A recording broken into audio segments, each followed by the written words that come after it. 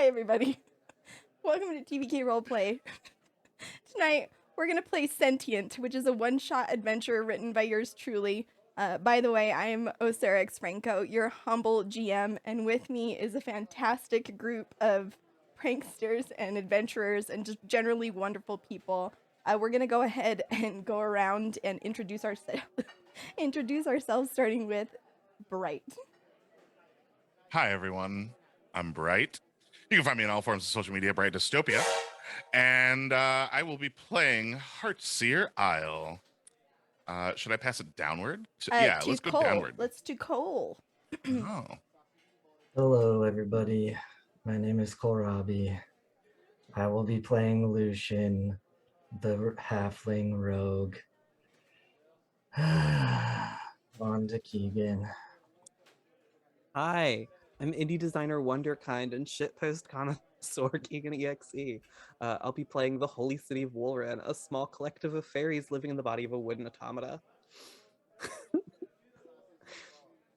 And tonight, Keegan is also our safety ambassador. Keegan, can you just talk through a little bit what that means? Yeah, so crew, we are using 3 different safety tools today. Using lines and veils, the X card, and we also have an open table policy. So I'm gonna break all that down for everyone real fast. Lines and veils are just a framing tool used to set aside topics we aren't interested in covering while playing. Lines represent hard boundaries and things we don't want to touch at all. Veils represent softer boundaries where it's fine if the topic comes up, but we won't linger on them super long. We've discussed these as a group ahead of time. Our lines are on sexual violence, and we have a veil on extreme body horror. Just double checking if anyone would like to add anything else to that before we get moving any further. Cool. We're also using the X card. All that means is that anyone in the game can nix the convo at any point, no questions asked. And if there's any confusion on what that might mean, we might just hop over to a break for a few seconds while we work out the best way to move forward. To actually use the X card, one of us might just yell out X, but we also have a few behind the scenes ways to engage the tool that isn't viewer facing. So if we go on an unexpected break, it's probably nothing major and we'll be right back. Finally, we have an open table policy. All it means is we're acknowledging that we're all humans in the stream and that at any point any of us allowed to walk off to use the bathroom, get a snack or stretch our legs or do anything else we might need to do. And with all that out of the way, I'm gonna hand the game back over to our dungeon mommy. Sorry, mommy? Oh, welcome everybody. Buckle up, and let's go ahead and jump into it. I want to talk a little bit about the Zhentarium really quickly. For those who may not know, they were previously known by the Black Network, and they operate as a mercenary company and greater mercantile organization in Faerun, who over their 200 years of existence has had storied history as a group of self-serving thieves, spies, assassins, and malevolent wizards. For a time, they were indentured by their leaders to some dark gods, but we don't need to get into that. Over the decades, the organizations experienced several leaps and bounds in terms of successes. Major misfortunes have happened. You know, it's rough out there being a, evil organization. I bring this up only to say that my party of adventurers here happen to find themselves, through choices deliberately made, members of this Zhentarium group. They have each been contacted by a handler in the group for a very specific job. They have been hired as some of the best in the Zhentarium to accomplish a task. Players, you are arriving at a tavern, the Shattered Hill Hostel, in a small town at the foothill of the Grey Peak Mountains, and you are there to meet your handler, Velik Thrawn, who has an urgent request. Bright, I believe you would be the first to arrive. Tell me, as you approach this tavern, what does Heartseer look like, and what is he thinking or doing? Heartseer is an impressive 9.5 foot tall furbolg with long, branchy black antlers and dark coffee colored fur that covers his vaguely humanistic face. Got kind of like a bright pink curved nose that flattens almost human-like but wider featured. As he heavily pads over to a table to sit down. There is almost a faint but like constant small stream of tears constantly running down his face. And as he sits down, he will think about his life decisions that have brought him to this point. Good, bad, or otherwise, mostly bad. But he will sit quietly and contemplatively until the rest arrive. Awesome. As you do, a young halfling woman comes up and takes your drink order and moves off to the side. Cole, you are next. Hello, everyone.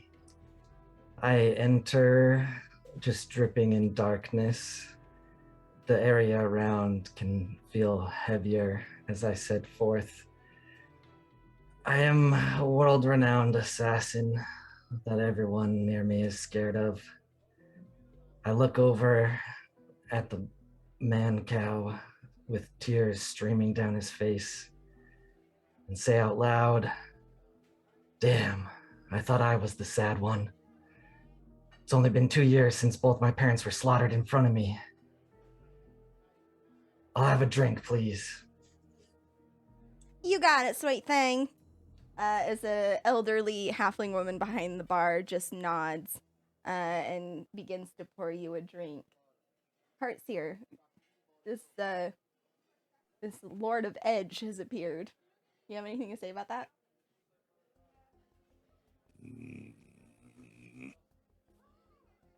Hello, Lucian. Hi. How does the day fare for you this evening? Well, you know, it's shit. Same as every other day. I do not. Please, sit down. Tell me what troubles you, friend. I guess if you insist. We've been over this, though. I have no one left. As you launch into your now familiar diatribe, Keegan, tell us about the holy city of Woolren as they make an entrance, I'm sure. Yeah, so we see this wooden man, this little wooden automata, sort of walk to this bar. You can see a couple of, like, they probably from a distance look like green fireflies, but they're in fact very small fairies sort of flittering in and out of its eyes and mouth. And I think as we approach this bar, we're sort of wondering, why do we always have to meet at a bar? I can't drink, but you know, we're heading in, ready to meet the crew. Okay. As you enter, the entire bar just goes black in a radius as you enter. Small little candles snuffing out as you move, and you hear from behind the bar, "Oh, hell, it's 1 minute," as the bar kind of erupts into a little bit of chaos, people grabbing for their weapons, and you hear a clap, clap as the light above turns on, and Tally, who runs the inn, looks up. "Oh, I'm sorry about that, honey. We'll need to look into getting that fixed. It's been going out a little bit here and there. But everybody just be calm. Everything's fine." And you are able to see the other party members sitting at their table. Great, I'll take a seat. You know, we've come to a consensus. We do not like fire. I couldn't imagine why. Our parents were turned into firewood. Yeah, but how many years ago? It was recent. God damn it. I should have known this. We've been on the road a couple times. I still have to thank you for the gift you gave me. Your Of drink's course. on me. No, you owe me your life. Well, my life's not worth anything, really, so. What do you want some syrup or something instead? No, we can wait.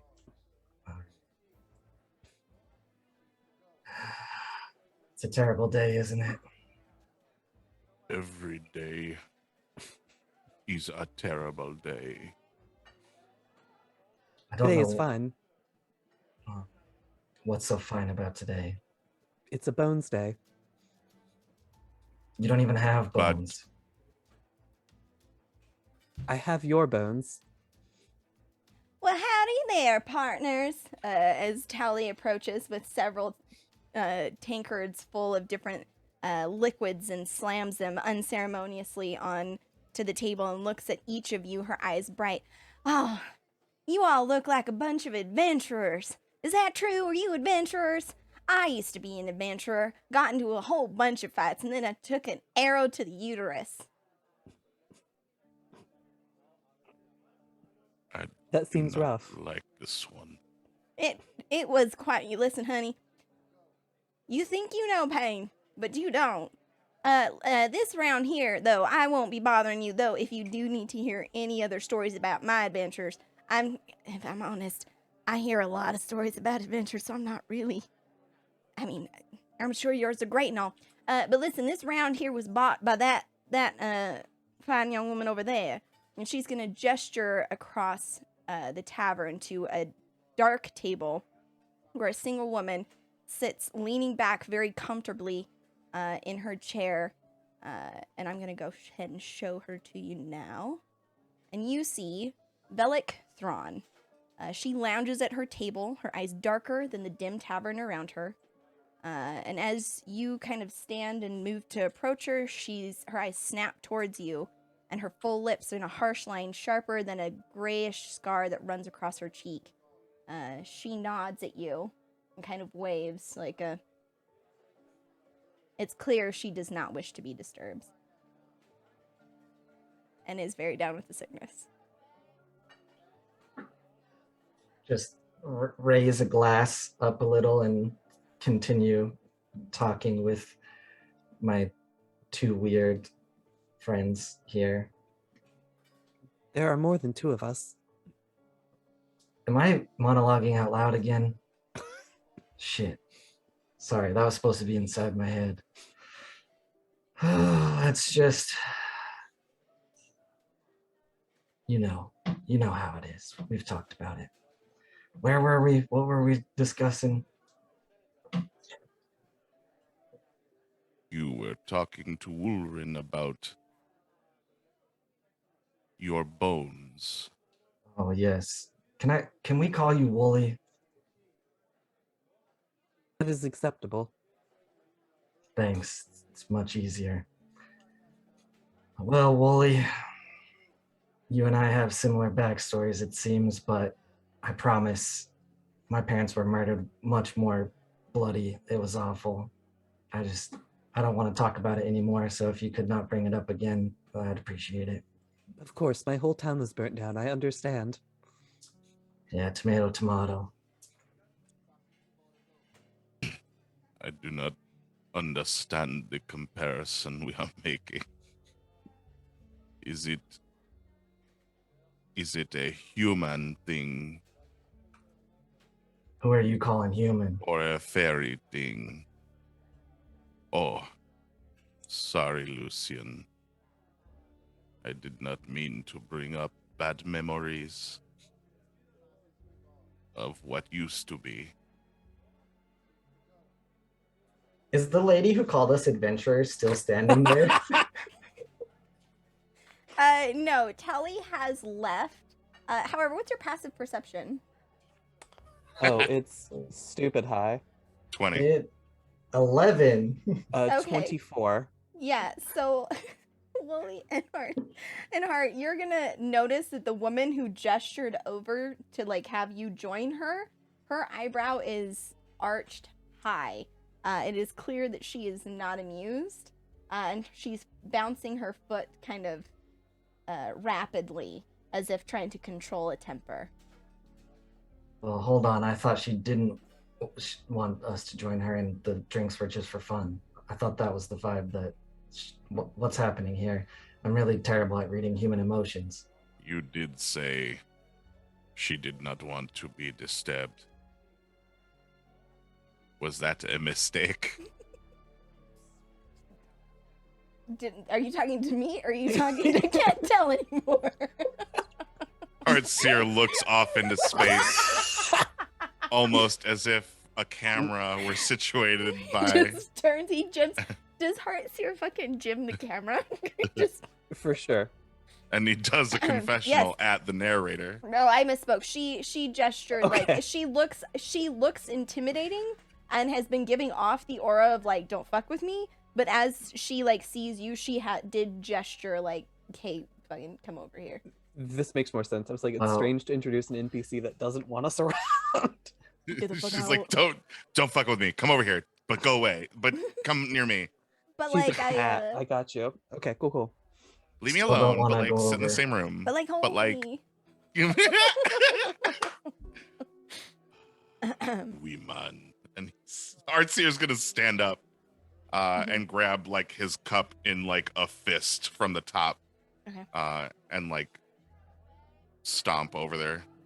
Stomp like he doesn't have a choice. It's not like he's angry. Okay.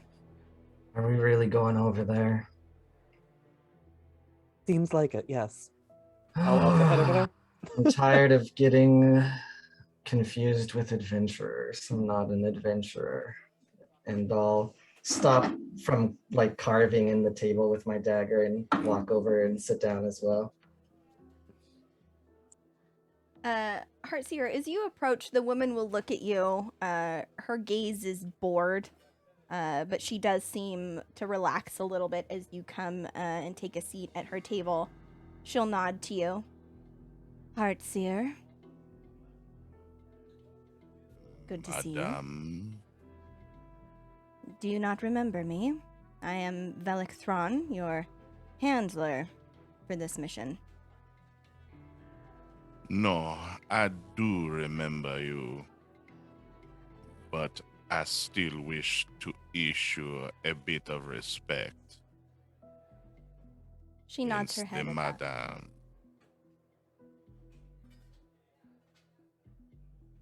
It seems Ulrin, Yes. Lucian, My name. do not be rude. Come sit in him chair. she'll look at you and kind of furrow her brow a little bit. Was Lucian? I thought that you weren't available for this mission. We sent out another correspondence to Luca. Well, it seems as I finished my last job rather quickly, as I usually do. And now I'm here, Lucian Lascivious, at your service. The best Yes, assassin Lucian's known for around. finishing quickly. That's exactly right. I finish very quickly. I could have sworn the messages said that you specifically declined this mission when we sent original correspondence, but clearly you're here and Luca is not, so it must have sorted itself out. Luca was only in town for a very brief moment and ran away without saying anything. I understand. Well, shall we begin the debriefing? I have to get on with it. Yes, please continue. She will take her tankard and put it on the table, sliding it forward and hunching low, darting a glance left and right, and with a knowing nod to Tally, who will make sure that no one hovers near the table. The Master Artifice that we've been working with, contracted to build constructs to use as companions and assist the faction in dangerous missions, has gone dark. We've received reports that his progress was coming along nicely until about 3 days ago, a message from them was cut short. One moment, and she will reach into her cloak and pull out a small fantasy manila folder that she will then toss onto the table and slide in your direction. His description is inside. There's some concern amongst the ranks that enemies of the Zhentarium might have learned of his work and seized the research. This is alarming, as very few in Zhentarium leadership knew that this was even happening. She leans lower. I'm concerned that there's a rat in the ranks. What's wrong with a rat? Rats are wonderful. I mean, someone who will gnaw at all your bark until it's gone. Oh, we don't like that. Yeah, more like termites, really. You don't want termites in your organization. Does he not? While they're having this conversation, Heartseer would like to struggle with picking up the dossier that you have thrown at him with his thick fingers, but is unable to get a nail under the paper, and is just making like a constant sound by like rubbing on it. Velik watches as you do this, and then her eyes will dart to Wolrin. Excuse me, do you not understand metaphors? Not this one, apparently. That's fine. Now you know. Thank you. She'll flip out a dagger, Heartseer, and tilts the edge up of the dossier so you're able to take it from her, and then quickly sheath it back into her sleeve. Thank you.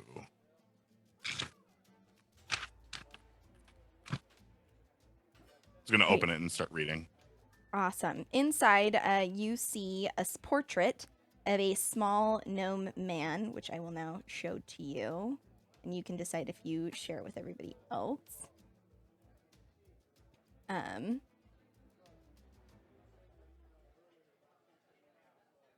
Where's it coming from? Where's it coming from? Oh, I don't know. It should be. It should just pop up on your Roll20, did it not? Or in the check in the handouts, maybe? Oh. Fizzle pip. Okay, yeah. I got it. As you're looking through the dossier, Velik will continue. This contact and their work are vital to upcoming operations for the faction, involving uncharted caves and dungeons in search of magical artifacts. It's too dangerous to send in living things. His constructs were designed for this work. We need you to go to his workshop, secure the research, and destroy anything that's remained. What he's work? Pardon, what is his work? Aye. They'll never want to tell you that. That's why they're hiring us to get rid of it. Does not hurt to ask. She glowers a little bit and then shrugs. Constructs. Automatons. Necessary for the Zhentarium's purposes. Heartseer, Yeah. can you even read? No. Me neither. You see, I can read perfectly. Please I had hand a it to very me. terrible upbringing, and Thank my you, parents Lucian. died before I could Thank you, read. Lucian. You're welcome. Here you go. All right. We'll keep the photo and hand the city of Wolrin the rest of the dossier. Okay. Inside Wolrin, you will find there will be a couple. You'll find a map leading up into the Grey Peak Mountains, where this workshop is located. You'll also find a couple of advertisements for a business. Fizzlepiff's Fine Functioning Friends. You'll also there will be some notes talking about last time that there was communication, it being cut short, and it's all in very clean handwriting. Clearly, this is Velik's report that she has been documenting. Alex, you have wonderful handwriting. Thank you. I find that most people have an easier time if they can read the report before accidents can happen. Yes, that makes a lot of sense. Thank you for explaining. This course. has never been the case for me. Right, You're- because you can't read. Also true.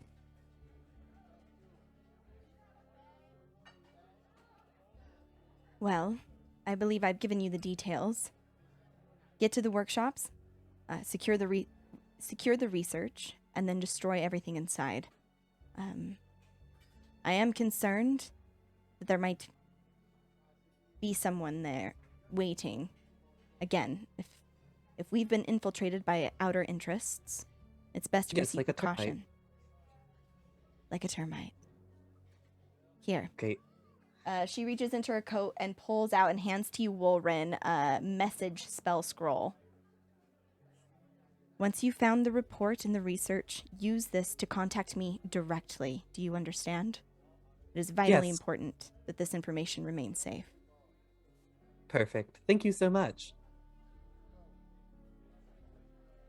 She will take her tankard and take a long drink of it before turning and looking at the innkeeper with a sharp nod and look back at you. Do you have any questions for me, or can I be on my way? Where do we begin our search? I believe she said at the workshop. Oh. Well then, good day, Lady Thran. Yes, Her- this has been a wonderful day. Goodbye. Truly. I'm gonna just turn around and leave. Awesome. Lucien, what are you doing?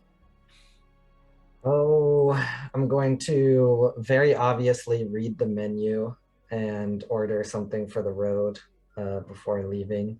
What's the, darkest food they have? The darkest food they have? Yes, I prefer to eat grays and blacks.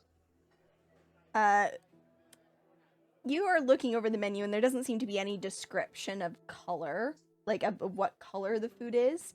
We gotta get a steak. Just yeah. get it real well cooked. Velik is going to look at you as your companions are getting ready to go. Were you feeling peckish? Well, my uncle always said, never murder on an empty stomach. No wonder he's in prison, but seemed like good advice. You know, for a moment there, I did think you were going to say that they were dead. If you're looking for the most morbid item, I would recommend the clam chowder. It is 4 days long ride to the nearest major water source, so God only knows where the clams came from. Oh, that sounds the wrong end of the spectrum. I'll take a rare steak to go, please. Still mooing. Oh, No, you want Never- that thing really well cooked. You want that never- thing charcoal. never mind. Sorry, Heartseer. Sorry. I'll just be going. I will excuse it this time. You are empty and must fill the void with trivialities. I'm always trying to fill my void, Heartseer. And there just seems to be no key that fits. You leave the Shattered Hill Hostel. Tally calling after you to have a good day out there, honeys. As you step out into the foothills of the Gray Peak Mountains. Wolrin, you have the map, and you're able to ascertain that it's going to be 1 or 2 days hike up into the mountains to reach this workshop. Perfect. Well, in that case, we got like a description of the guy we're looking for, right? You, in your little dossier, it didn't actually have I have the anything, photo. but if Uh, player knowledge, Heartseer does have a photo. I Perfect. have not shared it yet because I am just staring at it. However, before leaving, who was it that said goodbye to us? It was the innkeeper, Tally. All right. Heartseer would like to scoop up Tally in both arms and squeeze her in a bear hug and say, "Goodbye forever," and then place her gently down on the ground before he walks slowly out of the bar. She laughs as you leave and say, "Oh, and that would be too soon, honey. Be safe out there."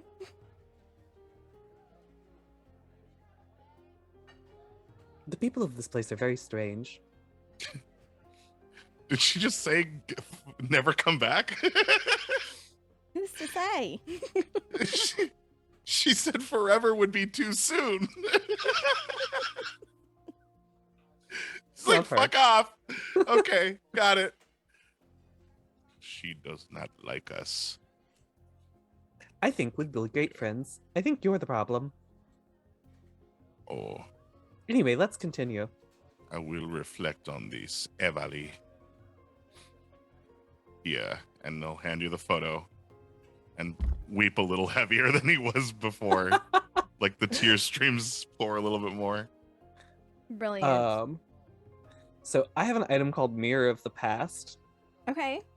So I can look in this mirror and think really hard about this picture of the gnome I've just given. And I can get information about that character for up to a minute. Sorry, so it says instead of the holder's reflection, the mirror presents scenes from the target's past. Information conveyed is accurate, but it's random and cryptic and presented in no particular order. Okay. You, first of all, Heartseer hands you a small portraiture of a very well mustachioed little gnome man. His hair is slicked back, and he has his overly large ears, a small set of spectacles on his nose. And you see on the back of it is written Ferris Fizzlepiff. As you hold this image up to the mirror, and you see several scenes flash by. The first, you see him in a pit. He seems to be digging, grumbling to himself as a little mechanical creatures kind of like hover around him, and he swears at them, throwing rocks. It then cuts to him on a stage where a confetti cannon seems to have just gone off and is glittering to the ground as he jazz hands to a set of armor suits next to him. It goes to what seems to be an academy where he is sitting flirting with and he's much younger now, flirting with another gnome man who seems completely uninterested, but Ferris is very clearly impassioned by this person. It then flits to him in the outhouse for a moment as he strains with his breakfast. Sorry, I had to. And then it cuts away. What does that sound like, we think? No sound, no sound. It then cuts Confetti away cannon. To his sister's wedding, where he is alone until a small little automaton man sits next to him on a bench and cocks an eyebrow at him and gives a shake of the head, and then it fades out. I know everything there is to know about this man now. What is his favorite color? I believe it was automata. I think that's a gray. Okay. What are his happiest memories? I think it was when he was in a pit, surrounded by his own creations. He was throwing rocks at them. Seems rather rude.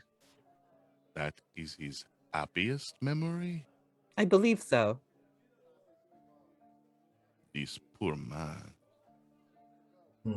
Yes, What we should go was about his rescuing him. Saddest memory. He was turned down by a much hotter gnome once.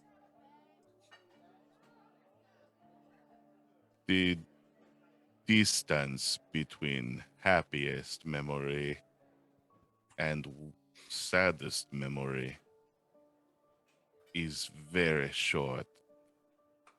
This man is either cursed or blessed, or a little of both. Well, I didn't see his parents die. Then he's rather Oh. lucky. Blessed. Yeah, it seems like then. he's blessed.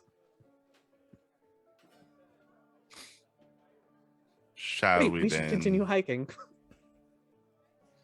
With it being a couple of days, I'm just gonna have you guys each roll me a D100, please. Ooh, fancy. Gonna complain the whole time. 30. 6. 95. Okay. The journey is generally uneventful. You have the map, so you're pretty confident in where you need to go. You climb up into the mountains following a road that eventually turns into a trail. At the point that it turns into a trail, you see a man in just brightly colored clothes sitting at the crossroads. He seems to be trying to fix a mandolin of sorts. It's almost like he broke a string.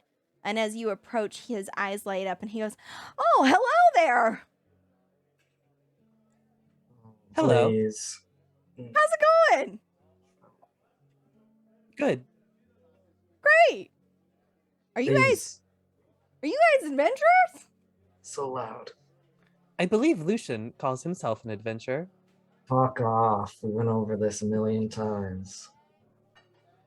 So you're not? I'm a little confused. See, I'm a bard. At least I was before I broke my instrument. Just an instrument is the only thing that makes a bard. Well, no, in my brain. I can't. This I'm thing sorry. hurts my eyes. It doesn't seem like you're much of a bard then. Well, now listen here. How about you just tell me every single aspect of your life and I'll write a song about you? How about that? Well, This seems like a great deal. Would this song happen to be a cappella? I mean, it could be at the moment, unless you have a way to prepare my string here. I do not. I am sorry, little friend. Yeah, oh, Urin. You can borrow my lute. I don't know how to play the lute. It's a totally different Not a- instrument, different fret system. What is this thing then? It's a mandolin. My Uncle Manny made it for me. It's kind of like a mandolin, but different. How is it different from a mandolin? Well, my Uncle Manny made it. He said it was special. hey, This has been fascinating. I think we've Can I- learned enough here. can Goodbye. okay, that works too. Well, all right. See you I'm already later, I marching. guess. Yeah. And you're able to continue on. The bard just watching you retreat Oh, up the road.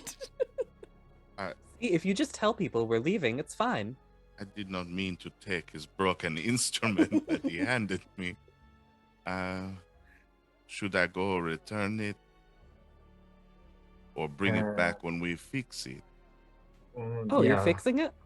We'll fix I it would along like the to. way. Okay. Yeah, don't He'll worry take- about it. He'll take the remains of this thing and open his backpack and violently stuff it in there. You get As about you can hear, he the waves sounds. at you. He's waving at you as you kind of go up the road, you know what I mean? And right as you go around the corner, he goes, "Hey, wait a minute." But it's clear that you've gone too far and you don't see him again. He's a strange man. You guys, I have a feeling we're very bad at talking to people. No, I'm lovely at it. I People love speaking to me. Oh, are you sure about that? Yeah, Lucian, I feel like this is a you problem. I mean, I do have a lot of problems. Would you like me to list them? Yes, please. That will provide great travel. Right, well, Hold you on. see... I will listen to you in just a second. I am trying to adjust my backpack.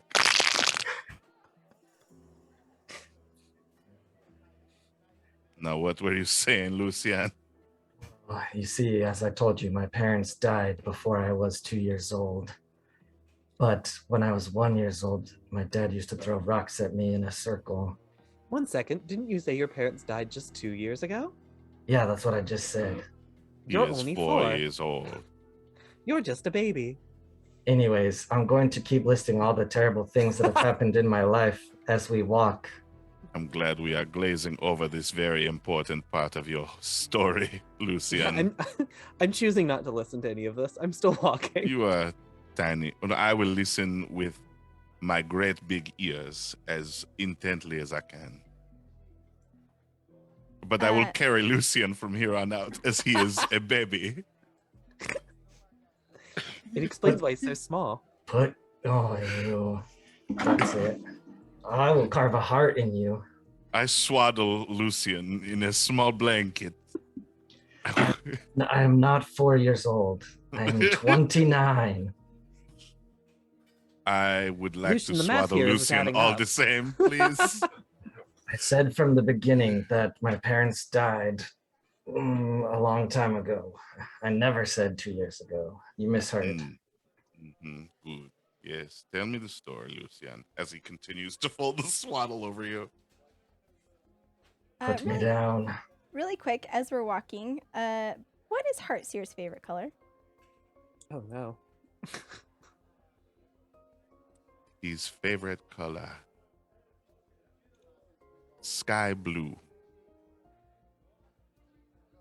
All right. Heartseer, as you walk, you look up and you see that the sky is, in fact, pristine. It's soft clouds float through the sky. It is breathtaking as you swaddle this unwilling man in your arms and march towards God only knows where. Look, baby Lucian. It is a beautiful day outside. I'm going to take your horns and make them into a headpiece if you do that again. They are already a piece of his head. But they will be on my head. Oh, is Heartseer your father now? I wish. But my father was murdered. Lucian, as you recall your murdered father, you recall the color of his eyes. What were they? Black. The color of my father's eyes were betrayal and doom. Seeped with anger whenever he looked at me. I was a failure to him. Okay. They were green. They were green. Okay. Green Brilliant. is the color of betrayal. This makes sense. Okay, awesome. And Heartseer, you feel Lucian kind of curl up a little bit in your arms, begrudgingly, as he recalls the hate in his father's eyes. Wolrin. Yeah. What is the average hair color of your citizens? I think it's also green. Okay.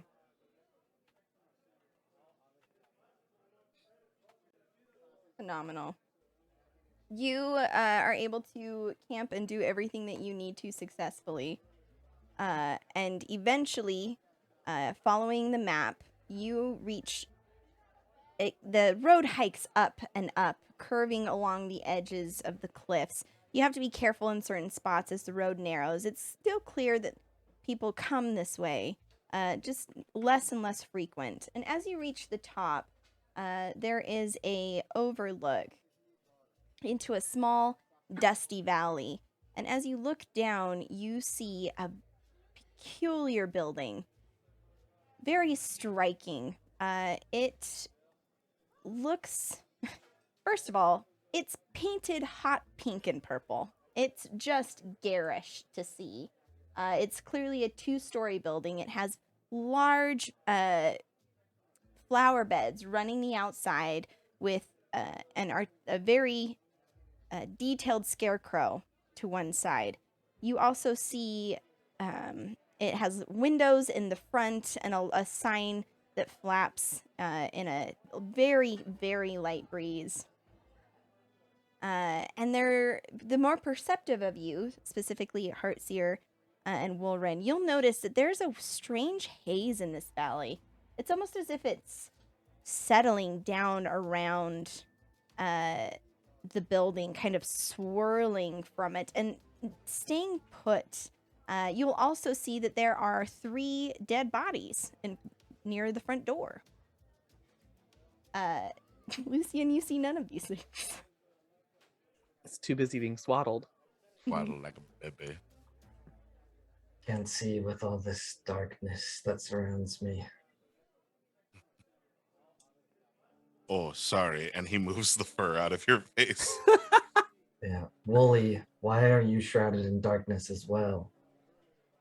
Oh, we just hate fire. Okay. We simply turn them off. What are you seeing with your expert eyes, you two? Oh, those dead bodies. Oh, fuck! Yeah, 3 of them. I mean, those are just dead bodies. I've seen a million.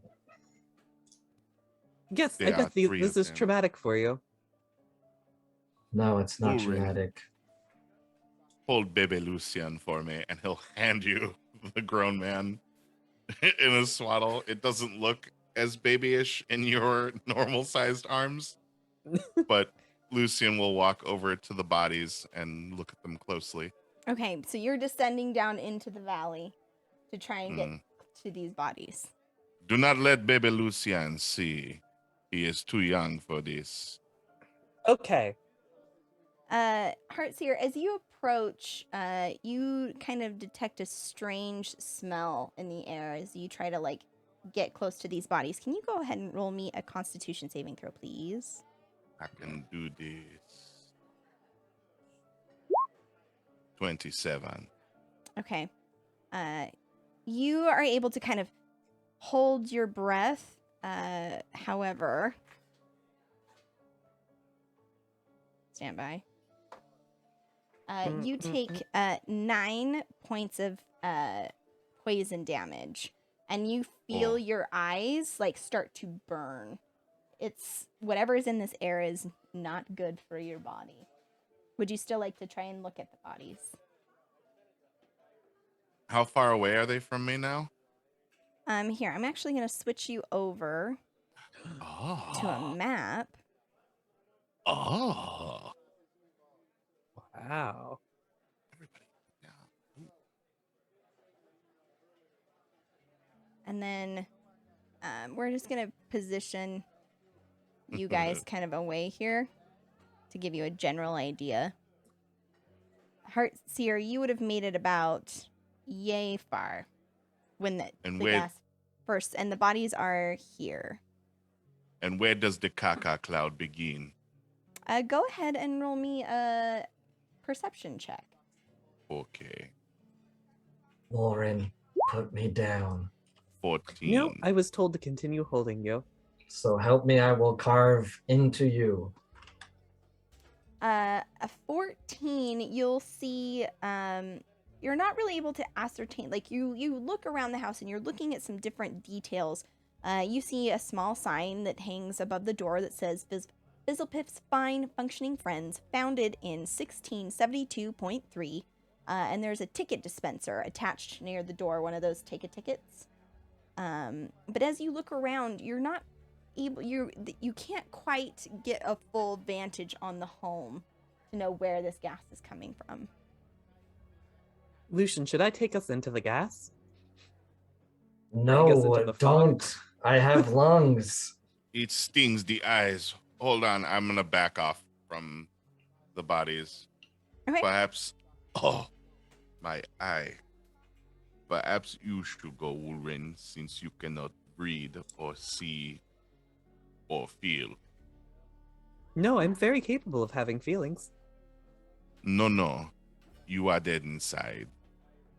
No, and there's not lots of really us. a person. So In fact, why we're do more not alive you inside go? than you are. I am certain this is not true. You are, how they say, not real. Oh, So you may go in without worry. hold my baby, please. Stop Yes. passing me back and forth. Come, baby Lucian. Don't be fussy now. Okay, I'm gonna walk directly into the fog because my friend told me I should. Okay, awesome. Can you try moving your token? You should have control over it. Yes, I know how to do that. Okay, Yep. awesome. Okay, go ahead and roll me a Constitution saving throw, please.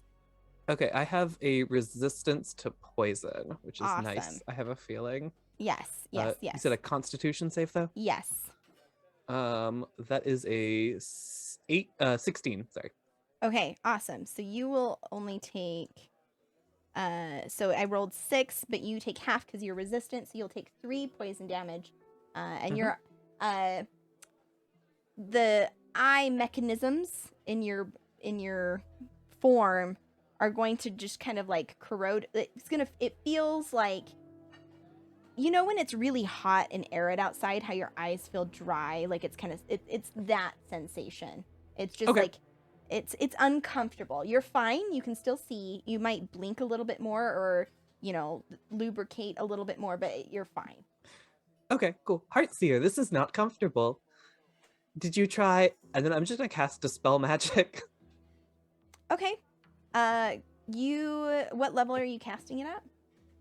I'm gonna cast it at 1 sec. What's levels? I'm just gonna cast it at 2nd level. Okay. Before you do that, roll me a perception check. Yes. Oh, I'm sorry. It's a 3rd level spell. I don't know what I was thinking. I'll cast That's it okay. at 3rd level. But Roll me that perception check first. I would Yep, like to that's a cast it as 14. Okay, yeah, you notice the same things that Heartseer did. The sign, Fizzlepiff's Fine Functioning Friends, founded in 1672.3, with the ticket dispenser near the door. And you cast Dispel Magic, and nothing really seems to happen. The haze and mist around you remains. Oh, I don't like that. Interesting. Grab them Okay. bodies and bring them back. Yeah.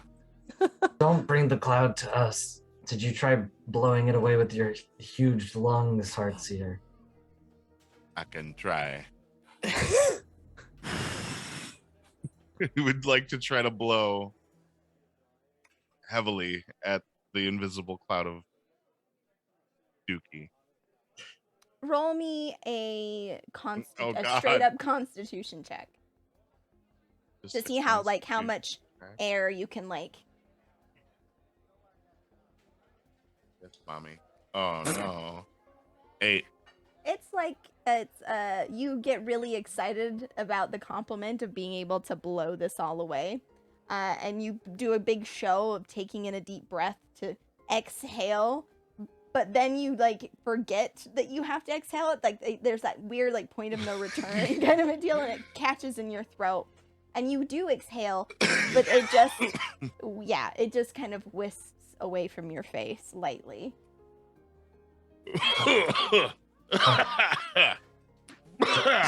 Yeah. Yeah. Sorry, I cannot. I got this. I'm gonna kick away from Heartseer and jump out of his arms, and I'm just gonna start throwing an eldritch blast of black, gooey darkness at one of the bodies. Get out of baby. here! Okay, roll to hit. Oh, please don't shoot the bodies. They're already dead. Oh my Oh no. That's enough because it is in fact a dead body. And so your Eldritch Blast just launches into the side of this form and does 5 force damage. It just kind of pushes the body as it like just slumps a little bit on the ground, but does not otherwise respond. Good job, Lucian. You found a dead body. Did that work? Is it gone? I think I'm just gonna deal with the fact that I'm being poisoned and go over and look at these bodies better. Okay, great. Since you have already rolled, you're able to successfully make it over to the bodies. Which one are you looking at first there, bud? What do they look like? Fair. You have a really high passive, so you'll be able to see the one is a person dressed in traveling clothes. He has a small suitcase clutched in his hand that the suitcase is worn. He appears to be some sort of traveling salesman. The other is dressed in a uniform of some kind with a small scroll emblazoned on his shoulders. You would recognize this as a mailman of sorts. And the third looks like just some guy. He doesn't really have anything distinguishing about him. Just a traveler of sorts. Cool. I'll look at the dude with the suitcase. All right. Go ahead and roll investigation as you look over this body. Of course. It's an 8. Okay. You look over him and you're able to find 5 gold tucked in his pockets. When you open his suitcase, you see it's just a bunch of useless pamphlets advertising different gears of different sizes. But there's nothing. It looks like to be one of those things like send us $200 and then you'll get your supplies and it'll be great. And there's a subscription service for different tinkering tools. Okay. I guess I'll look at the second body. I'll look at the mailman. Okay. Roll me a new investigation, and while you're doing that, Heartseer and Lucian, what are you guys up to? As the holy city of Woolren is just going over these bodies. Getting bored. I'm going to Lucian Lascivious, and I'm going to run up to the door and take a ticket. Okay. Go ahead and roll me a Constitution saving throw.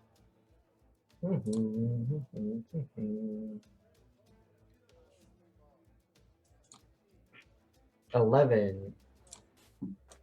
Okay. You are going to take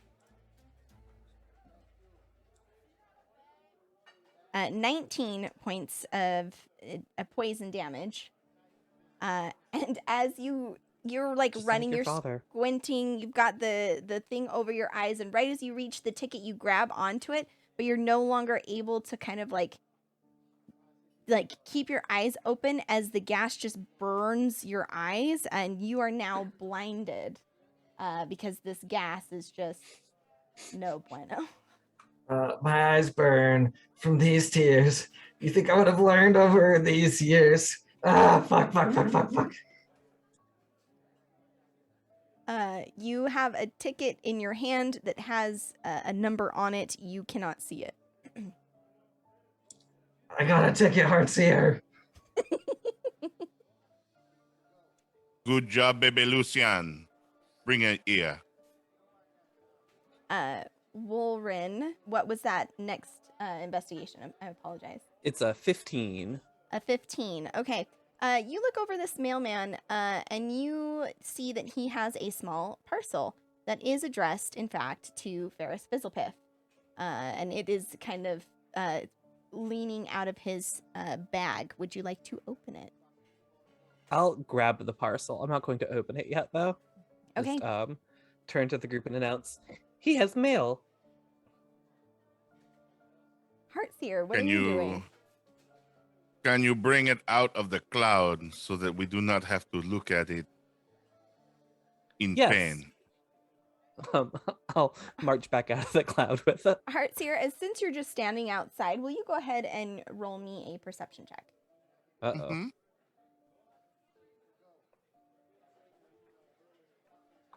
That will 29. do it.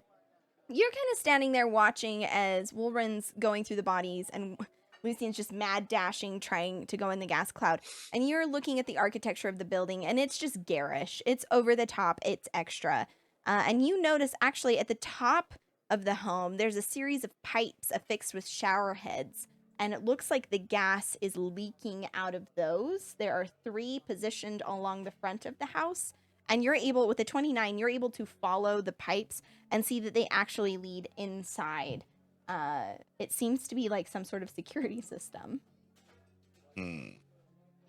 How far do the pipes stick out from the building? They kind of run like rain gutters, you know what I mean? So they're right up against the building. There are like Could you, yes? Could I reach them with my hands if I were to walk over there and grab them? How tall are you? 9.5 feet tall. Yeah, you would be able to, like, with a weapon, you could hit these pipes, yes. With a weapon. Mm-hmm. You would need that What if extended reach. Oh, okay. Good to know. I will wait till Woolren returns with the box and Lucian returns with his ticket. Yeah, I have to Hey, run the back. package. I have to run back through, don't I? Where you've already done the check, you are able to run out successfully. like we won't need new rolls. Once you guys re-enter and try to go, we'll probably have to do another round of checks. Yeah. Here's the ticket. Thank you. It says our number is 420. It absolutely does. That's so far away. We don't know who is 419. This could be very soon. And we can just kill them. What's the Anyway. box made of? Here's a box. The box seems to be a wrapped parcel. It's a small. Are you opening it? Yeah, No, that sure. would be mail fraud. I mean, we are already guilty of a breaking and entering. Where did we break? Heartsier will is the walls of this building like wood? They're like bricks. It's a mix. It's just Sure. eclectically thrown together. Heartsier's gonna boot fuck the corner of this building and just like kick it and see what he can dislodge. Roll me a strength check or athletics. Mm-hmm. Mm-hmm.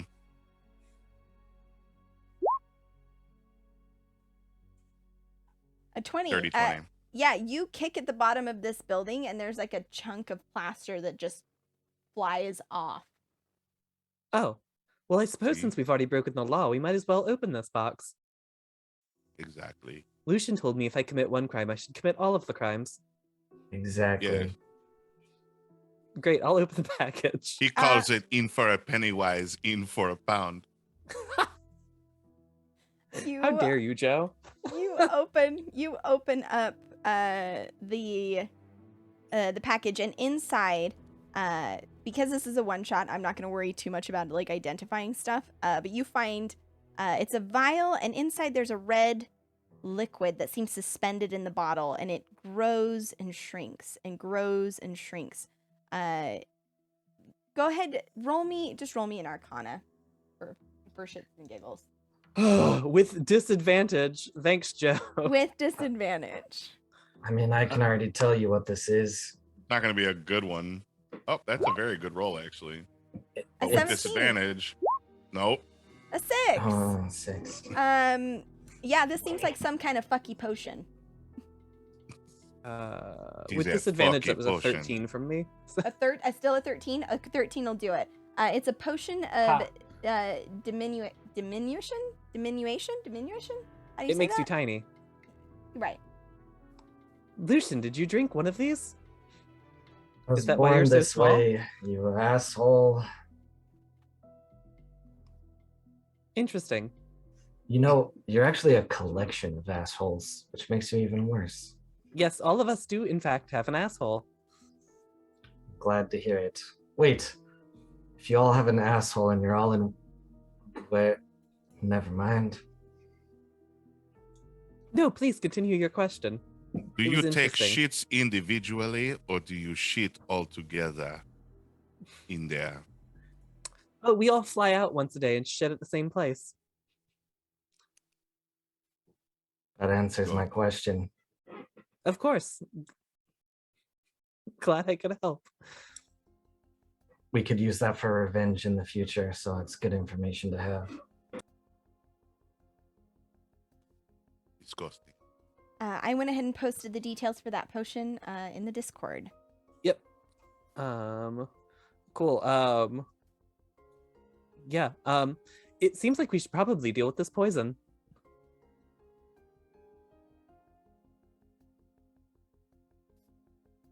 I think Heartseer was checking out the building and wanted to ruin more of it. Oh, Well- Heartseer, what was your plan? Up there. And he'll point at the pipes. Oh, Yeah. Perfect. You are all Appears able to be to a see 3 It shower appears to heads be that a are just vein. slowly oozing that gas. Can I get on gross. the roof if I jump on your shoulders? No need. Oh. Look, I I'm gonna turn Oh, my no. arm into a crossbow and just fire at a shower head. I guess that works too. Okay, roll to attack. It is Yeah. a pipe. Are you attempting to bend a pipe with a crossbow bolt? Yes, I am, and I rolled a 26. Okay, with the 26, you are able to hit the bottom. Like, you position yourself such that the shower head is to the side, and it has the little notch that can changes the settings. And with that surefire aim, you hit the little notch, and it turns it to be a less excessive spray, and you watch as some of the gas, like, slowly stops and is no longer coming out of that shower head. You have 2 remaining. Great. Do you want to see me do it again? Yes, please. I'm almost in disbelief that you could do it the first time. It's a 22 I bet the you second don't time. do it again. A 22 will do it again. You, with superior aim, are able to go and disable this mechanism. This time, landing the crossbow bolt. You notice there's a small clasp on one of the where the pipe turns, and you actually targeted that.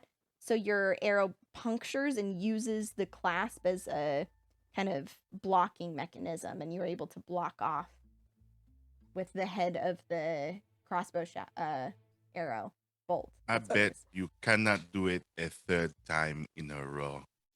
I bet I can. I'll do it again. Shit. Heartseer will shove his crossbow like while looking up. He'll just go boom. Roll at disadvantage. Okay, cool. First roll is a 16. Second roll is a 26. But just because I can, I'm going to blow. I'm gonna blow 3 points of ki to up that by 6, turning it into a 22. Yeah, he pushes you, and your arm like sways, but then like that one movie with Angelina Jolie, what is it, Wanted? You fucking curve the you fucking curve the crossbow bolt as you swing your arm around, and Heartseer, you think that you successfully disarmed your companion, but in fact, no, the bolt flies true. All 3 shower heads have now been disabled. The gas slowly sinks and dissipates from the air, and you can feel the cool mountain breeze. And before you lay 3 dead bodies, a door, a ticket taker, and a sign. Thank you, Heartseer. I forgot I could bend crossbow bolts.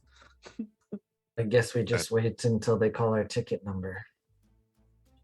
That seems wise. Although we've How long already do we committed stand there? multiple crimes, we should probably just break the door. That sounds good too. Presuming none of us move, how long would we have stood there, Sarah? Well, guys, that's gonna be the session. They just stand outside. Catch us later for the continuation of Standing Outside, our new show on TVK. We keep doing that thing where we're like, oh, we've been waiting a long time, and we move forward a little bit. We're like, no, they'll come to us when it's time. Actually, and we keep second guessing. We just really like it outside. Okay. Do you want to see me do more crossbow tricks? Gosh dang it. Are you guys Maybe moving? a little later. Are you guys moving to the door? Yes. Yeah, we're gonna get to the door and turn to Heartseer like, okay, break it. Break it? The ticket Yes. taker? No, the door. Have we tried the handle? No, we haven't. I try the turn handle. the doorknob. It opens because this is in fact a customer-facing door. It just opens. Oops. I guess we didn't need to break the door down after all. Let me go ahead. The door opens. Let me make sure of something really quick. There's nothing you're trying to hide from us. It's fine. Just show us the whole map. We're gonna reveal. Interesting. Sorry, one more time? That's what I thought you said. Thank you. Yeah. You open the door, and inside you find a lavish sitting room. A small fire burns happily in a fireplace. It is warm. No, it doesn't. It is warm and inviting as it continues to burn. It doesn't go out? It does not go out. I don't trust this place. Well, There are several places to sit. Clearly, this seems to be a waiting room of some kind. As you enter, there is a statue next on your immediate right. It is Ferris Fizzlepiff standing very robustly, clearly showing some pizzazz. The room, there are thick carpets on the floor, and across from you on the far wall are 3 large portraits of Ferris Fizzlepiff, a waiting desk, and on top a small silver thing hovers lazily. I do have a question about if this place is for customers, why do they have gas that just rains from the roof? Seems not very customer friendly. Perhaps the people here are immune. Yes, perhaps gnomes just like poison. I don't think that's true. Are you a gnome? No. Then how would you know? I've talked to many How gnomes. would you gnome? I'm going to kick you in that fire. I was thinking about putting it out because I know that you really don't like them, but now I think maybe you should join it. Lucian, if you tried, you'd also be joining your parents. If only I could die. I can arrange it. How about next Tuesday? Sounds wonderful. Let's continue. You said there's like a fidget? Yeah, so you come in and you see there are coffee tables adorned with light reading materials. There's portraits and schematics along the walls. And there at the end, that looks to be a reception desk, and a small silver creature kind of hovers. Are you walking up to it? Yeah. Hello, small silver creature. There's a pause. An unnerving pause as the little creature that has been kind of lazily moving, and as your voice stops, it stops and shudders. You hear whirring clicks inside as several things seem to like click, click, click into place, and its shoulders kind of unfurl. And before you is a small silver flying pig. Its eyes light up. Greetings, guests! Welcome, willing wayfarers, to Fizzlepiff's fine functioning friends! I love it here. Hello, friend. Shoot it, Hello. shoot it, please, stop it. This is my new best friend. How are you today? I'm Fidget, your customer care coordinator and tremendously tenacious tour guide. How can I assist you today? What a We good are- question. We are here looking for Fizzo. If you're here to see Ferris Fizzlepiff, you'll need to take a ticket. Yes, we have a ticket. Our number is 420. All customer consultations require a ticket. Please provide your ticket here. A small little drawer will pop out of Fidget. I'll place the ticket in the drawer. It snaps back inside. Please give me but one moment. Okay, friend. Can we make this music stop? It's No, too this happy. music's wonderful. What Oh. It music are appears you that you talking have ticket about? number 420. Ferris Fizzlepiff is currently visiting with guest 419. So you will need to please be patient as he finishes the finishing touches on As Ferris Fizzlepiff finishes the final fixings and finishing fineries on a fellow friend. Where How is wonderful. the person who We'd love to holds wait. ticket 419? Please wait as Ferris Fizzlepiff puts the final fixings and finishing fineries on a fellow's friend. Okay, friend. We'll wait. Wolrin, can I shoot it? No, Lucian, this is friend. But Wolrin, I have Please. placed you in queue. Please, take a seat. Light refreshments will be provided. Wonderful. I'll go take a seat. No, stop. Friends, we should take a seat. I will also take a seat without breaking eye contact with the creature. It will notice you for the first time and go, well, hello there. I'm Fizzlepith, your customer care coordinator and tremendously tenacious tour guide. How can I assist you today? I am with them. You are with guest 420. Is that correct? Yeah.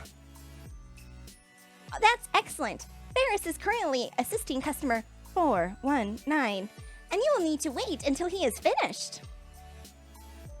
Okay, how big is this thing, by the way? It's small, about a football size. As Okay, it's just yeah. happily, its little wings are flapping mechanically, keeping it just hovering above the desk. How long has he been with guest 419? You'll watch as Fidget kind of twitches and calculates. Please wait as Ferris Fizzlepith puts the final fixings and finishing fineries on a fellow's friend. Warren! Yes, solution? I'm going to shoot it! It turns at you as you say shoot it and say, please be advised, any ambitious attempts to access areas without appropriate authority will accumulate advanced attention from attack androids. I put my Lucian, that hands sounds like a around thing we and don't want. cup it. And hold it in my palms looking at it. Do not hurt it, Lucian. It is precious and must be protected. Don't Hi. worry, friends. I can deal with this. My name's Fidget. I'm a customer care coordinator and tremendously tenacious tour guide. How can I assist you? Yes, you are. You have done everything we have asked of you, little one. Do not worry. Lucian will not be able to harm you while I am around. Please be And I'll advised shoot a glance that at any Lucian. ambitious attempts to access areas without appropriate authority will accumulate advanced attention from attack androids. Fidget, can I have a word with you? Hi, I'm Fidget, the customer care coordinator and tremendously tenacious tour guide. How can I assist you? I'm gonna cast command.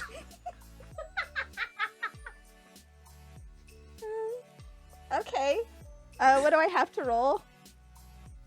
It's a wisdom save. The DC is 17. Okay.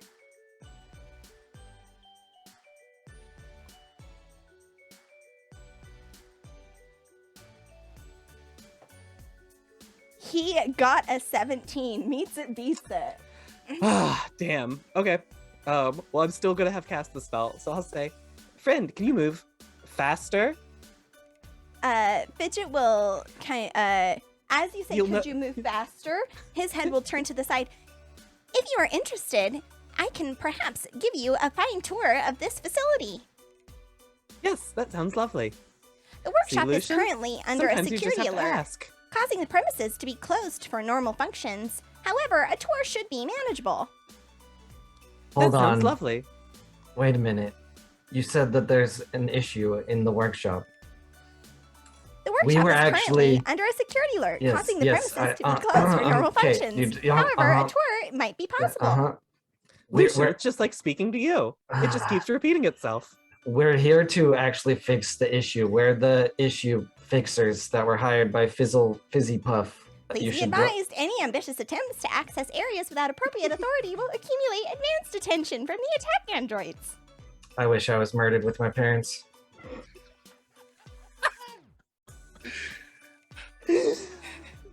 I'm so happy right now.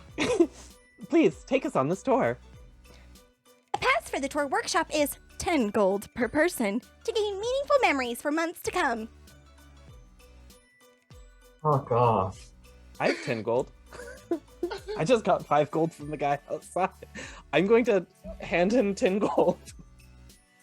You have purchased our tremendously tenacious tour.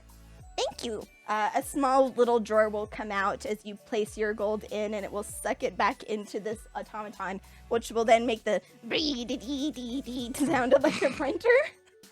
Mhm. And a small little receipt, which is just inscribed in beautiful, chonky text, as a receipt will come out, and a little hoof will rip it off and extend it to you. Your receipt, sir. Thank you. Thems and or madams.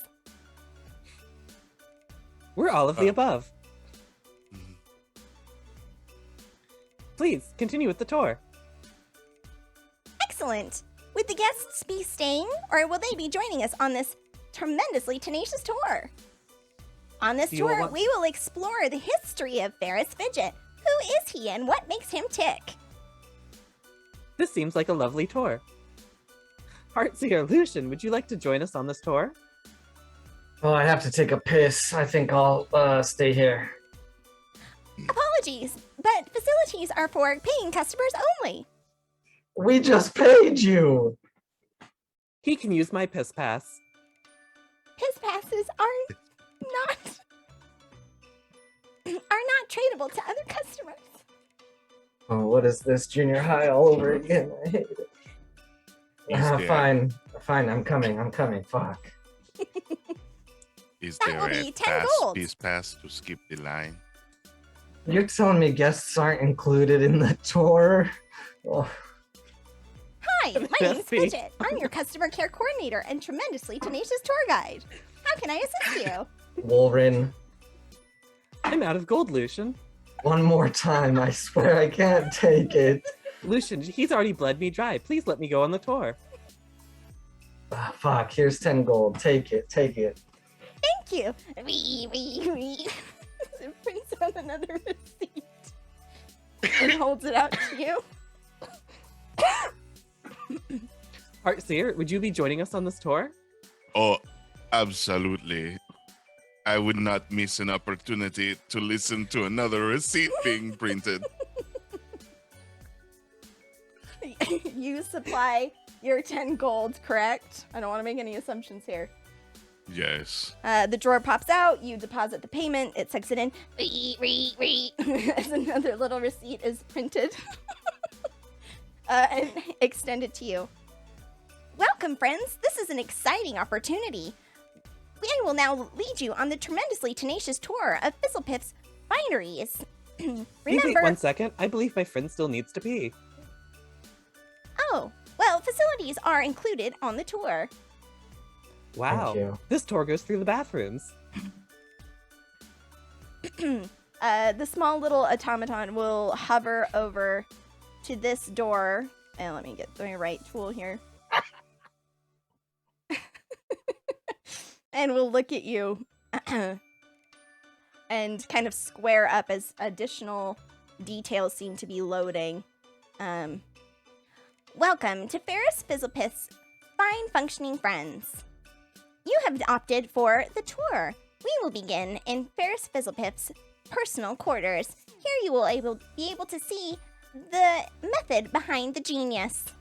And the door behind him will swing open, leading into the next room. Oh. Before we go much further, though, I'm going to suggest that we take a quick break. On this cliffhanger? On this cliffhanger. It seems like the perfect time. So we're going to go ahead and take a break, and we will be back in 5 minutes or less. So everybody go stretch your legs. Make sure that you have your receipt for the tour, because if you get lost, you will be attacked by the androids. And we're back. Welcome, readers from Black and Forge. We are playing Sentient, one shot written by yours truly. When we last left off, our adventurers? I don't want to say heroes. Members Don't of want the to say Zhentarium. adventures. I don't want to say adventurers either. Our hooligans. We're about to embark on a tour with Fidget, a small flying pig silver construct. Fidget has opened the door to the next area and stands patiently, hovering and buzzing happily. Greetings, friends! Join me on this adventure through Ferris Fizzlepiff's amazing past. Little friend, where did your music go? Pardon? God damn it, Wolverine, please, no. Okay, let's continue. Great. As you follow Fidget and it moves through the door, it will stop here at the bottom of the stairs, and it will turn and look at you and say, Ferris Fizzlepiff didn't always used to be located here at the base of the Grey Peak Mountains. He was before an adventurer of his own, touring around with his special sideshow. Here in this part of the tour, we will be discovering his most intimate workings as we tour his bedroom, as it gestures up the stairs. Lovely. I'd love to be in a stranger's bedroom. Let's go. Please follow me. Okay. Soon. You go upstairs, and the entire way, Fidget is filling you in on all the Ferris fidelities, letting you know everything that's kind of going on with this guy, and is very animated as he does so. I'm sorry, I'm just going to reveal. I got to move with you. I'm good at Roll20. All right. You're going up the stairs, and Fidget will inform you that Ferris is a very particular person, always neat and tidy with his personal areas. This helps him to be innovative. He said that in order to know where you're going, you need to know where you've been, and that means knowing where you put your fucking pencil. As you come up around the corner into his bedroom, however, the sight you see is the antithesis to this statement. The room is absolutely upturned. There are papers, plates, books, bottles smashed everywhere. Several statues are around. There's a massive bed. Heartseer, this bed's too large for you even. On the other side wall with 3 foot lockers on it. And Fidget doesn't seem to be concerned by this at all as it continues up into the middle of the room. This is where Ferris gets his best ideas, and where he specifically designed me, Fidget, your customer care coordinator. Okay. Looks like he's let it go a little bit. This is where Ferris Fizzlepiff spends his free time. Off. Mute. Stop talking. Hi, I'm Fidget, the Mute. customer care coordinator and terribly tenacious Stop. tour guide. How can I help you? What is your command list? Hi, I'm Fidget. Help. Please be advised that the premises is under a security warning. What is the warning? Please be advised that the facility is under a security warning. While this is Deliver the happening, warning. I'll just look around. Awesome. Go ahead and roll me perception or investigation, whichever one you feel more inclined to do. Okay, I'm gonna roll perception. That is a dirty 20. Awesome. So as you look around, it's clear that this room has been ransacked. Books, papers, bottles strewn everywhere. It's a stark contrast to the neat nature of the foyer below. There are a few bookshelves, the large bed that's completely unmade, and the large desk is strewn with various tools, notes, and small projects. As you approach the desk, you see that there are several magical diagrams sketched out carefully with notes in the margins indicating final adjustments. They seem to be large constructs of humanoid shape. You'll also see that there's an unfinished letter on the desk, and as you pick it up, you'll see it is in very sharp handwriting. You assume that it's Ferris's, given all of the notes around it. In it, the language, he's demanding to know what the final scope of the work will be he seems rather upset, and there's a line insisting that he will refuse to continue development or deliver the completed constructs. It states, "I refuse to be a pawn in someone else's selfish schemes." And he writes that this will be his final letter, considering his others went without response. The letter seems to be addressed to the initials VT.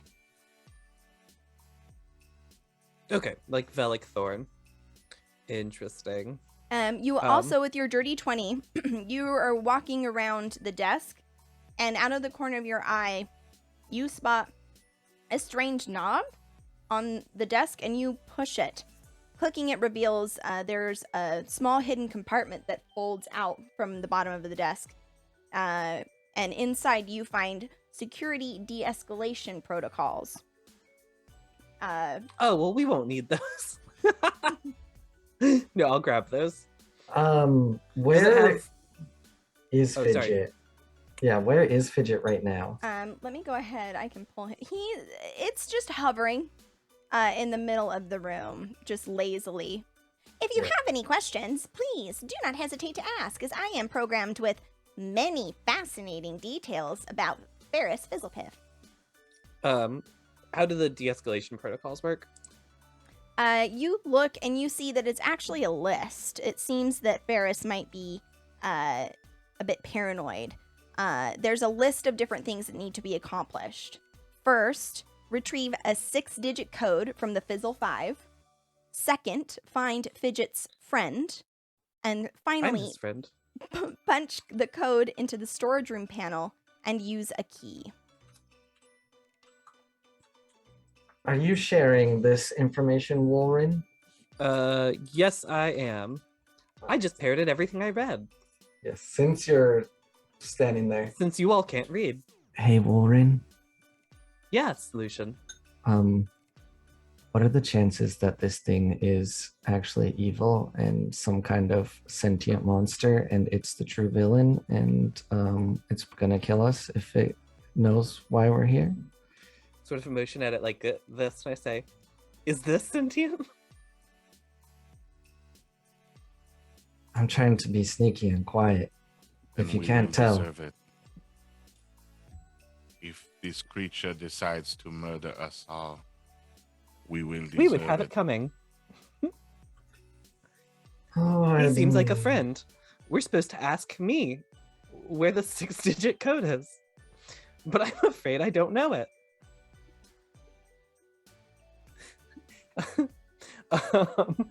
Fidget, would you consider us friends? You are all friends of Ferris Fizzlepiff's fineries. See, Lucian, I told you, we're friends. I know the code. It's 696969. Great, we works. just need to find the storage panel now. Ferris Fizzlepiff founded the Fine Functioning Friends in 1672.3. Once establishing and building the structure with his own bare hands with limited help from early configurations from constructs such as myself, he successfully was able to open a business that deals to only the most exclusive clientele in Faerun. And who is that?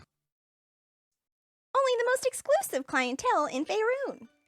Customer I think he means us, confidentiality is Heartseer. a prime example of the quality care you will receive here at Fizzlepiff's Fine Functioning Friends.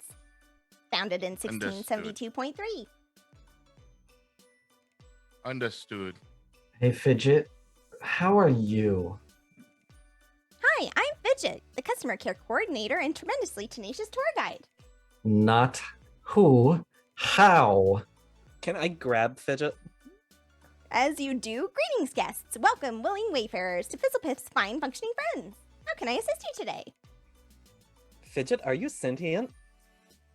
Hi, I'm Fidget, the customer care coordinator and tremendously tenacious Lucian, I'm tour afraid guide. he's not sentient. Throw it at a wall, throw it at a wall, throw it at a wall. I'll place him softly on the floor. If you're still by the desk when you do this, he will kind of hover near the desk. This is where Ferris has all his best ideas, such as myself and other constructs that preceded me. Is that what these blueprints are? It is unclear clear. Ferris is always working on additional information and prototypes for his friends. Perfect. Let's continue the tour. Great. And Fidget will move over to the top of the stairs, waiting to descend. Of course, we're gonna keep following Fidget. I'll Is there follow anything else Fidget in into this room hell. worth grabbing? Go ahead and roll me investigation, perception, Perception? Like either or? either or. Oh, shit. Thank God. Dun, dun, dun, dun, dun, dun, dun. 13. A 13. You'll notice that there are the 3 foot lockers over at the foot of the bed, and there is something poking out of one of them. I would like Those to are go Ferris there. Fizzle Pups. Free footlockers. I want to go to there. All right, you go over there, and you His real feet. are you touching the footlocker? I would like to rest a hand on top of the footlocker and see if that elicits a response from Fizzle. Fidget. Yeah. Uh, Springer. Yeah, Fidget just seems to lazily sit at the top of the stairs, kind of bobbing back and forth, waiting for you to continue along with him. I think I see what's happening here, so I'm gonna try to block Fidget's vision and distract him by talking a lot to him. Oh, I'll do the same. I have a great question. How high up are we right now? I'm not programmed with that information as it's not relevant to my duties. So if I jumped, I'd probably survive. Great. Hi, I'm Fidget, the customer care coordinator. Fidget, my friend Lucian is very sad. Can you help him? I'm programmed with one joke. Please. Tell the joke, please. What's your one joke? It better be good. It's vital that he hears it right now. I need it. All right, for one of Ferris's fellow friends, I will tell my joke. A skeleton walks into a bar and orders a drink and a mop. I understand this. It's because skeletons don't have stomachs, much like Ha us. ha ha ha ha ha. Isn't that a great joke? Hi, I'm Fidget, the customer care coordinator and terribly tenacious tour guide. I hated it. While this is going on, Heartseer's still doing the stuff with Yeah, the locker. Heartseer, you lay a a perceptive hand on this chest, and as you do, the chest responds in cold, unfeeling movement as it just sits there. Okay. Sure. Heartseer is delighted. He's not gonna. There's nothing that Heartseer is going to ever do to Funko Pop. But he will pry open one of these boxes. Okay, are you opening the one that had something kind of poking out? Uh-huh. As you open it up, you'll see that it seems to be full of a bunch of different clothes, all for a much smaller frame than your own. However, as you move one of the pieces of fabric back, it kind of glints a little bit in the light that's up here. And you are able to find a very ornate cloak that feels very out of place in this chest. Heartseer will pull it out and kind of like billow it for a second. Mm-hmm. It has intricate embroidery running along the sides and curling up on a high collar. As you billow it, it's almost as if it it's clearly was worn by like a humanoid that was much smaller than you, but as you billow it, you swear that it seems to grow a little bit. Almost as if recognizing your size. Can you roll me an Arcana check? Okay. Oh, sure. 3. You think this is a really pretty cloak. Magically beautiful, even. Sure. Can I toss it around my neck over the existing cloak? Are you attuned to your other cloak? My other cloak, yes, it is a large black fur cloak. But you are attuned to it. So yeah, you can wear this one over it, but it just feels like you're wearing 2 sweaters inside. Okay. I'll start heading towards the stairs where everybody else is, but I'm gonna cast Detect Magic as a furbolg. Okay. I want to turn on my special light. I'll pull the tears from the base of my eyes, rub them on my fingers until like a green sparking starts to form at the end, and I will place them over my eyes. And 2 new eyes will open where my hands were, and I would like to like hold the cloak in front of it like I'm holding a magnifying glass in this hand. Yeah, you can let me look up. Let's see. Let me pull this up really quickly. Yeah, you look around the room, and for the most part, there's small, like, bits of magical influence here and there, like half-written formulas that kind of spark. They're not really in a school of magic yet. It's almost like they need to be combined with other things, as is the work of the Artificer. However, when you look over at the desk, you do see that there seems to be some illusion magic kind of glowing near the chair. All right. Heartseer will stop before leaving and glancing at the desk. He'll then kind of pivot to going in that direction rather than towards the stairs, and he'll walk over to the desk. Okay. And start fucking with it. Okay. The glow's coming from the chair. It's like it's an overstuffed chair with it's got the round arms in the front panel, and the illusion magic seems to be on the front panel. And you actually are able to kind of stick your hand through the illusion, and you find a small like door inside the arm of this chair. Are you gonna open it? I think we both know the answer to that question, sir. All right. You open it, and it reveals a small panel with a button. Do you press it? You're gonna put a button in front of me and ask me if I'm gonna press it? Uh-huh. Mm-hmm. Yeah. Okay. You Does press the button reveal a lever? And are you gonna ask me if I pull it? You press the button, and the seat of the chair actually clicks up and like kind of whirs up, and inside on the bottom of the chair is a secret compartment. Inside you find Would you like to open it? It has opened itself. Oh, You find 500 gold. You also find you find several schematics. One appears to have lots of different drawings of Fidget from different angles. Given that you can't read, that's all you can tell. And the other has a set of schematics for it looks very similar to Fidget's. However, instead of a flying pig, it looks like a little man in a jaunty bowler cap.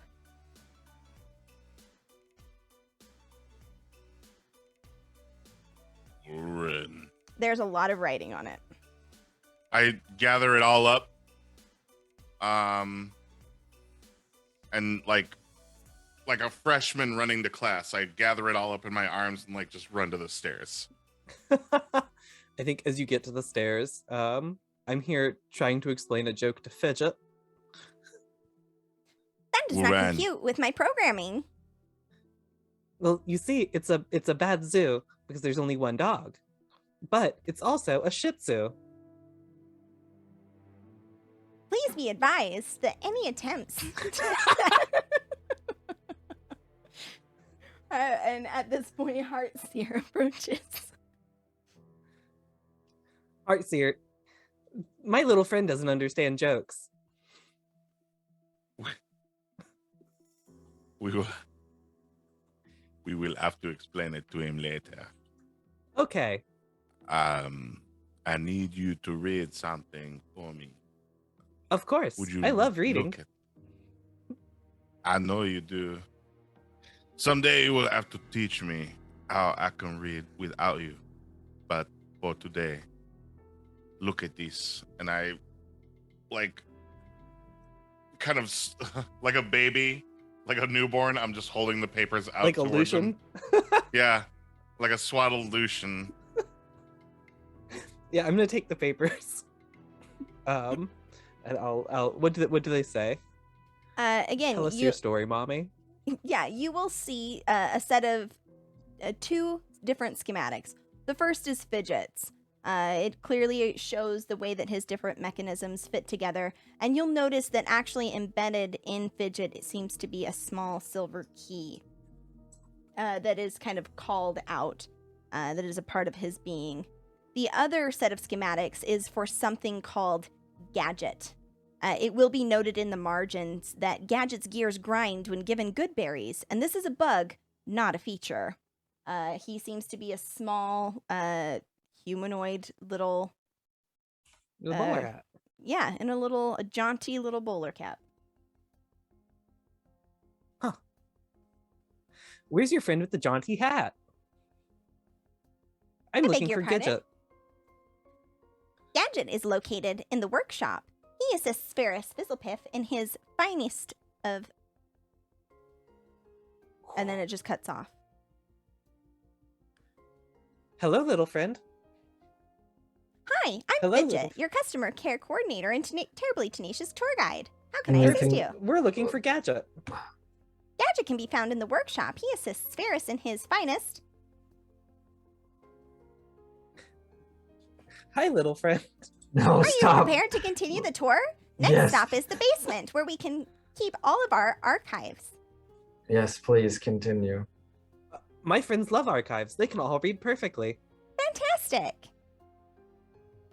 And Fidget will begin to lazily hover down the stairs. We follow this time. Great. He leads you back through the main foyer, lazily buzzing, and continues to tell you about Ferris Fizzlepiff's exploits as a showman, first beginning on the road and doing different sideshows, amusing people. This is how he gained such renown traveling Faerun. It will lead you to a series of doors where it will hover nearby and make a sharp squeaking sound, and the doors will open, revealing a very small room that it will hover inside of and wait patiently. Please join us in here. I have no reason not to trust you. I'll step into this weird small room with you. What is this room? It's a weird small room. Looks like an elevator.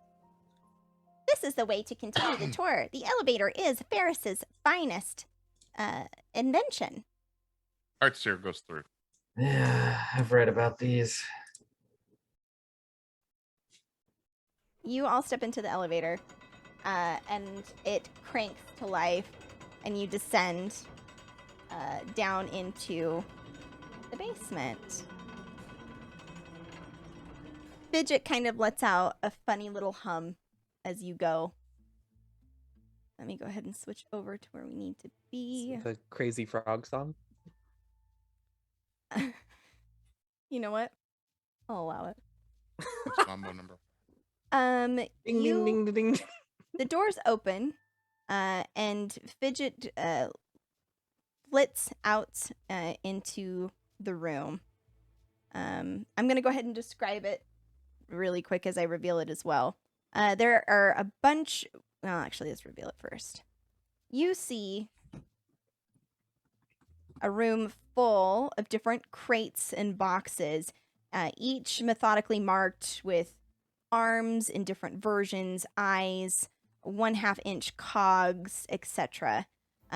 There's various different debris scattered along the ground. On the far wall, there's a long display case across from the elevator. And as you enter, a soft light will kind of begin to glow from the top and bottom, spotlight shining on 5 different constructs. They're standing in a myriad of poses, one more theatrical than the next, and a thin film of dust covers them, each of their breastplates emblazoned in bold, swirling letters, the Fizzle 5. As you move into the room, Fidget will drift over to the case and begin to parrot that the Fizzle Five was a part of Ferris's superb sideshow before settling in the valley, which sadly stopped soon after a significant series of stabbings. Who did the stabbing? That's for the courts to decide. Great. Can we meet your 5 friends? It just seems to kind Okay. of I would hover like there for a this very second. much. I'll just walk over to the friends. The Fizzle Five were a part of Ferris's superb sideshow before settling in the valley, which sadly stopped soon after a significant series of stabbings. The Fizzle Five settled in the alley? In the valley?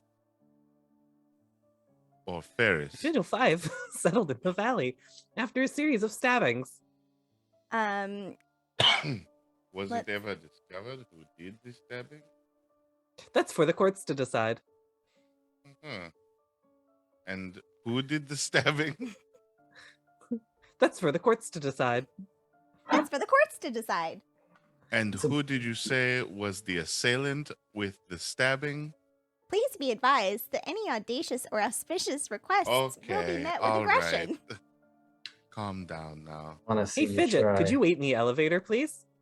I'm afraid that I can't do that, Wolrin. Oh, you did not tell him your name. I had to That have, right? is no, at no point did we ever say our names. I am I feel like I fucking introduced done. myself to my friend. I am fucking finished in this bullshit house of horrors. Remind me No, what thank everyone. you. Remind me what everyone's passive investigations are. 17. Okay. 13. 11. Okay. Wolrin, you're kind of standing next to Fidget, and you're looking around this room, kind of casting your eyes about. You will see that over here, let me get the right thing. There does seem to be a strange panel, on the wall, and at the near the case on the right here, there's a very shiny hand mirror. You'll also notice, kind of as you're looking at the Fizzle Five, wondering if maybe they done it, each have a distinct color coding. Red, orange, yellow, green, and blue. Say those colors one Okay. more time. Red, orange, yellow, green, and blue.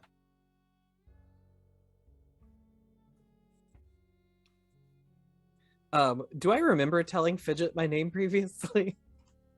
Roll me a history check. History check. Oh no. Okay. I know that you guys have said my name a million times. How are we supposed to be sneaky if you always say my name? It's a 6.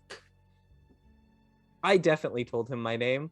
Yeah, you guys have had conversations. It's not hard for you to assume that perhaps it has picked up. Okay, cool. I'd like to walk over to the Fidget 5 and just like poke one. You would like to touch it. Yeah. Okay. I hate that question, but yeah. Okay. You walk over as Fidget once again is kind of going into his diatribe about a significant series of stabbings. Mhm. And you touch it. Ooh. You watch as it kind of shudders, and you hear the whirring and clicking of different gears inside as its head kind of raises up. And it goes to step out of the case at you. A sword seems to detach from the wall behind it. You didn't notice it before because you weren't close enough. And it hovers above its head and starts to spin as the lights inside this Fizzle 5 glow bright. Next to it, the others start to shudder as well, kind of as if a series of like doosh, doosh, doosh, as they all start to wake up. You hear from Fidget over to on the wall. Please be advised, you've accumulated advanced attention from the attack androids. And I need you all to roll initiative. Yeah. Wow. Who saw that coming? Fidget, disable them! Oh, brother. Sick. All right, well, that's a 19 from me. Okay, so that is a 19 Heartseer 11. and Lucian. 14. 13. 14, sorry. 14. Gotcha. All right. Let's have some fun. This beat is sick. I was over here because I touched one. I want to Yes. ride around on your fizzle stick. All right. Oh, it's been Kesha the whole time. Okay, first up, one of the sword that's above, and you'll have to excuse me because I'll get the tokens pulled over. Wolrin, that sword that's flipped up over the top of this construct is like spinning, and it's gonna try to cut down at you, and strike you. It can certainly try. Excellent. It is going to miss with a 10, I'm assuming, yes? That's a hard miss. Great. The next sword on the line is also going to attempt to hit you. Let me go ahead and make sure. Let's see, and there we are. For just even worse, an 8 to hit as it whirs over your head, but the next one actually comes at you, attempting to do the same thing. As these swords just descend, that's a dirty 20. Yeah, dirty 20 will hit. Awesome. Go ahead and take 7 slashing damage as it cuts down. You're able to dodge the first, but the third kind of takes you by surprise. Next up is the Fizzle 5 in front of you. Let's see. And we're going to click here. There we go. And it is going to try and attack you with a weapon that it seems to just kind of pull from nowhere. A 16 to hit. Misses. Okay. And a 13 will miss as it tries to cut, but you are able to dodge it successfully. It is now your turn. Okay. I'm sorry, friends, but my friend Lucian told me detention is very bad. I'm going to end you. I'm going to attack the Fizzle 5 directly in front of me. Okay. But first, I'm going to bonus action cast Shield of Faith on myself. Okay. That'll up my AC by 2. Okay. And now I'm going to fight. So I'm going to attack the one I just touched that made them all lose their minds on me here. Okay. So first attack is a 12 to hit. That will not hit. Okay, cool. I'm gonna make an unarmed strike as my second attack then. Okay. And that's a 15 to hit. That will also not hit. Ah! Okay. That's fine. I'm just gonna miss all of my attacks. Okay, and I'm just gonna I know it's a little confusing because we got different armor sets, but I couldn't find the sword, so deal with it. Yeah, no worries. Because I made an unarmed strike even though it missed, I do up my AC by 2 more points.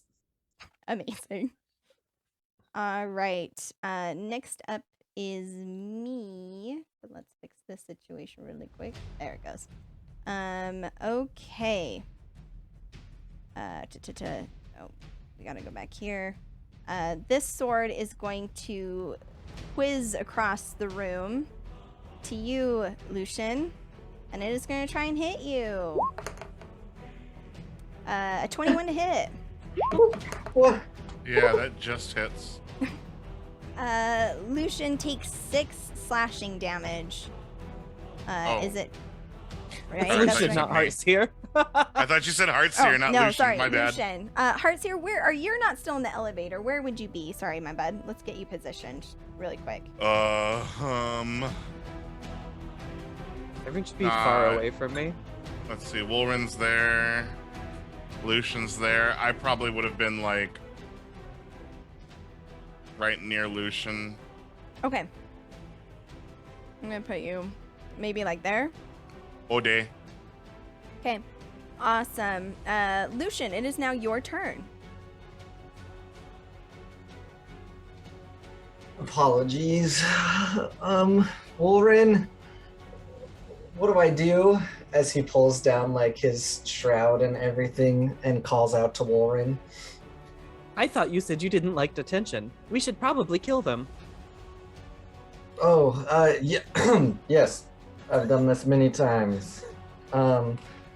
I guess I stab them. Yes, that's what I do. So this one in front of me, let's see here. Let's see here.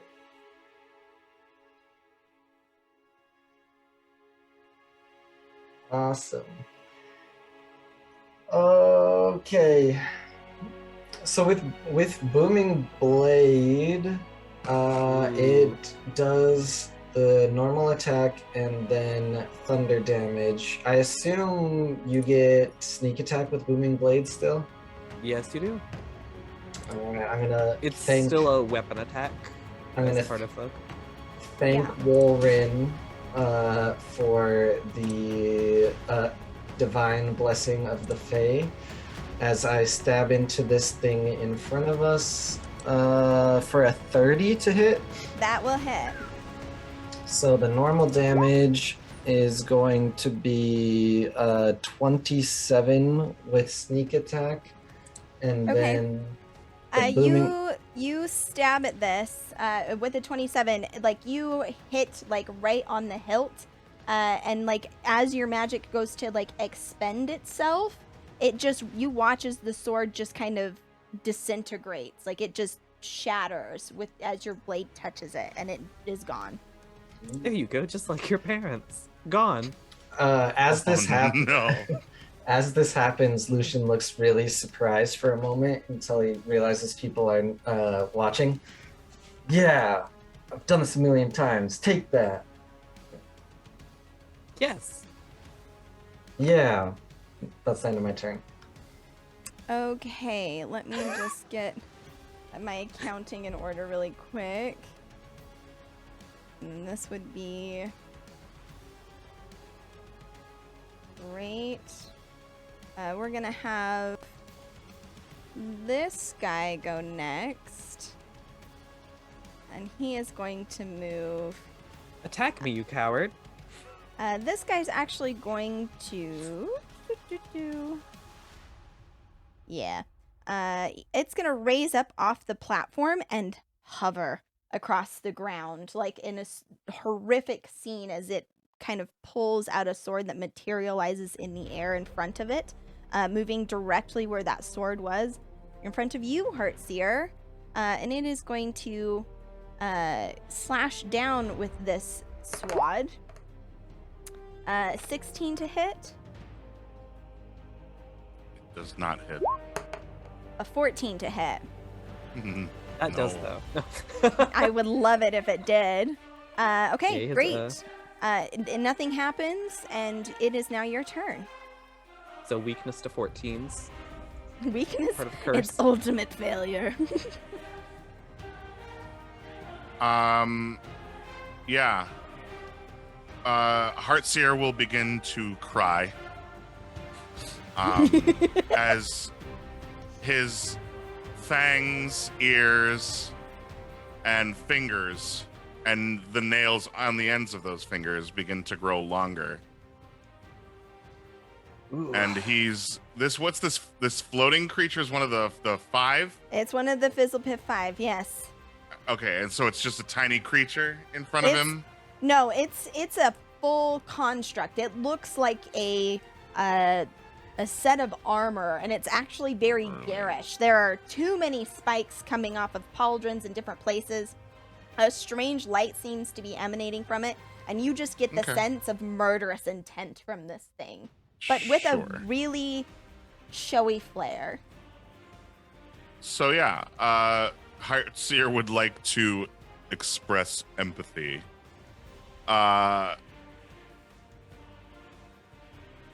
Lucian and Wolrin will be affected by Call of the Hunt. Ooh. So as Heartseer cries. The weight of his tears is felt by everyone in the room. Let me know if you hit a creature, if you would like an extra d6, because you can do that. But there's a limit as to how many times it'll happen. Heartseer will grab the creature in front of him in a hug and just squeeze as tightly as he can. And he would like to grapple the creature. Okay. Making my way downtown. That's gonna be a strength check, correct? Yes. Okay. I'm just reading my stuffs. Actually, let's do this. I'm gonna make an attack roll just to like grab him. Yeah. 22. Yeah, you are successful. Okay. Surprisingly so. And he's going to use his These turn to machines are like. weak. Now that it's grappled, I am going to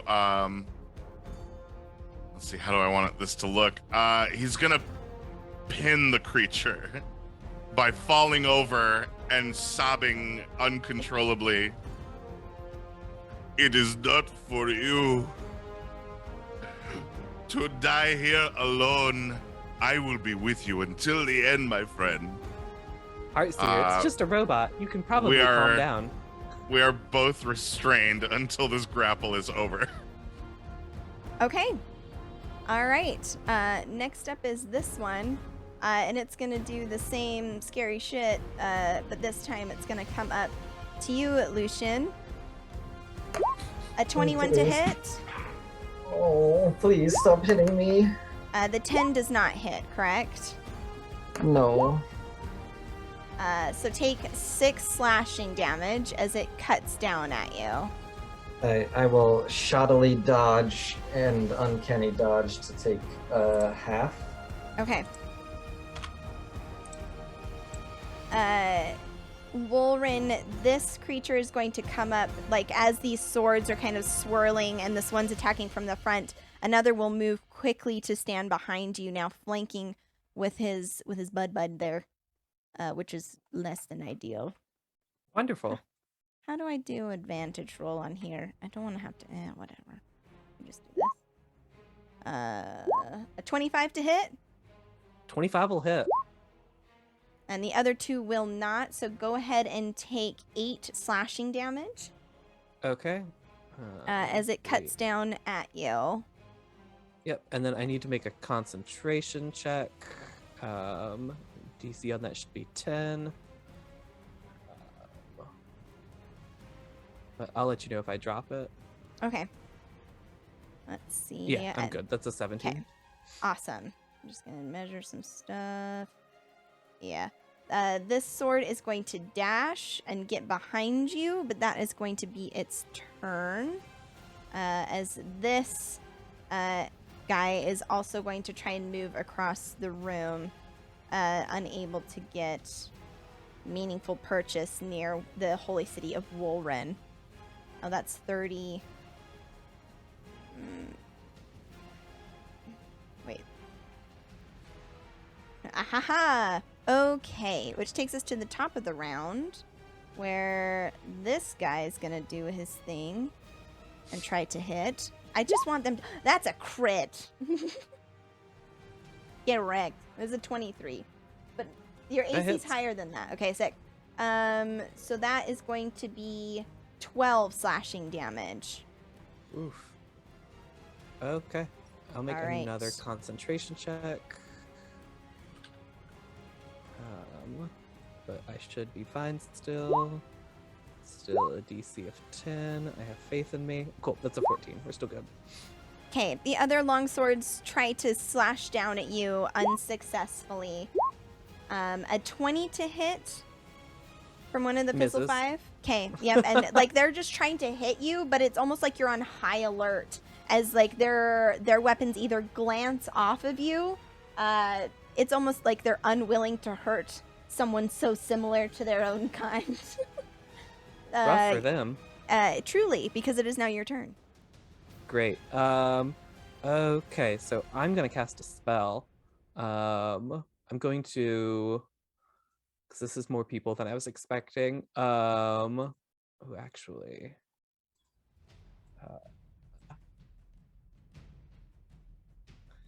yeah, I'm gonna cast Spirit Guardians at a 4th level.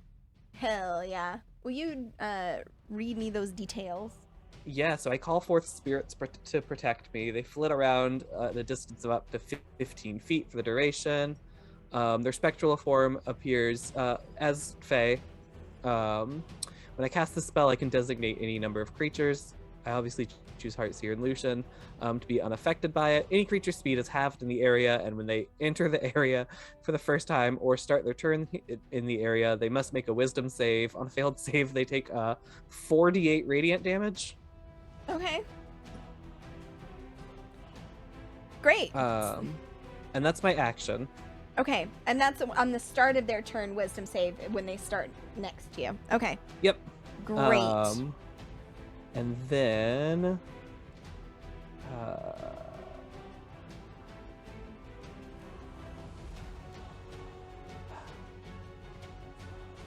trying to see if there were anything else I could do here.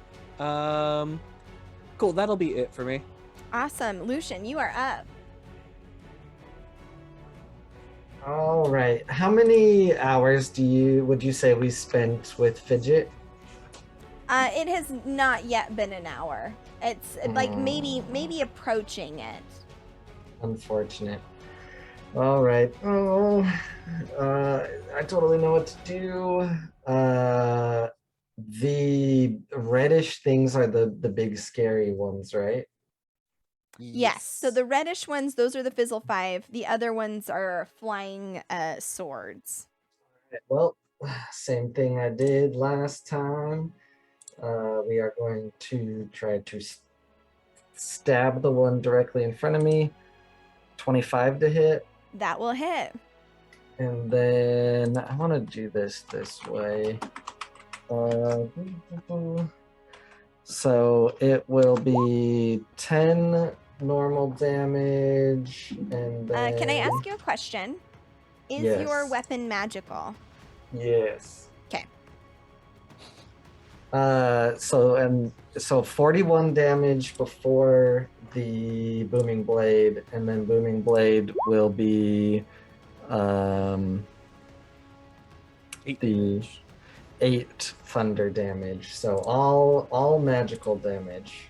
Okay. Let me look really quick and see. And if it moves, it'll take 14 more thunder damage. Okay. Yeah. So you have. Okay, sick. I'm just double checking a couple things. Yeah, you hit this thing hard and watch as its entire form shudders. Different parts of its armor kind of, the corners like wrapping around, almost as if it's willing itself to keep it together. Is there anything else you'd like to do? I would like to dodge and run away. You mean disengage? Yes. Okay. Okie dokie. End of turn. Alrighty then. That means it's my turn. Heartseer, you've got my guy grappled, see? But that doesn't mean he can't attack, correct? Nope, he can still attack. Correct. His attacks are just made with disadvantage. Okay. A 16 to hit? Me? No. How about... Ooh, that's good. How about an 18? Nope. Damn. Okay, that's it. It is now your turn. I thought I had you. I was so close. The others were Oh, my 24 and AC is 22. The AC is 20. Curses. AC 23. I'm going to use my infectious sorrow of ambivalent attachment, we'll call it. Okay. Because there are no furies or rages in Heartseer's body. I'm gonna make an attack Okay. against this creature. Do it. Bam. Sham bam bamina. That will hit. 23. Okay, then I need a wisdom save from the Oh creature. no. A wisdom save, you say? You bit him. 19. What's my DC? God damn it, barbarian spells are hard. Where's my fucking DC? Let's see. Hold on. I'll do the quick math. Where is it? Infectious Fury. 8. Con. Pro. Proficiency modifier is what? At level 15. 5? Okay, Yeah. so 9. It is 17, my DC. What'd you say you rolled? 19. Okay. Well, then you don't have to do this. I'm going to use up one.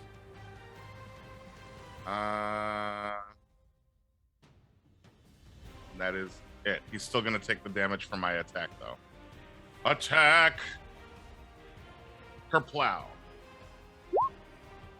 7 points of magical, not bite, nuzzling damage. As you try He's to just- love this creature to death. Right. I get a second attack. I'm going to do it again. Second nuzzle.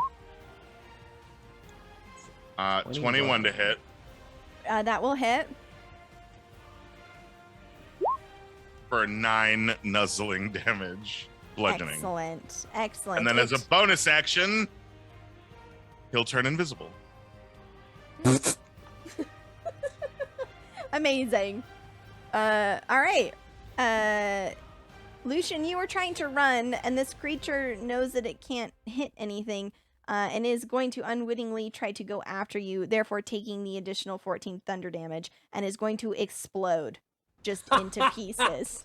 As it turns to take a step, and as its foot touches the ground, there's just a pulse as it sends the metal flying up into the ceiling, and it is no more.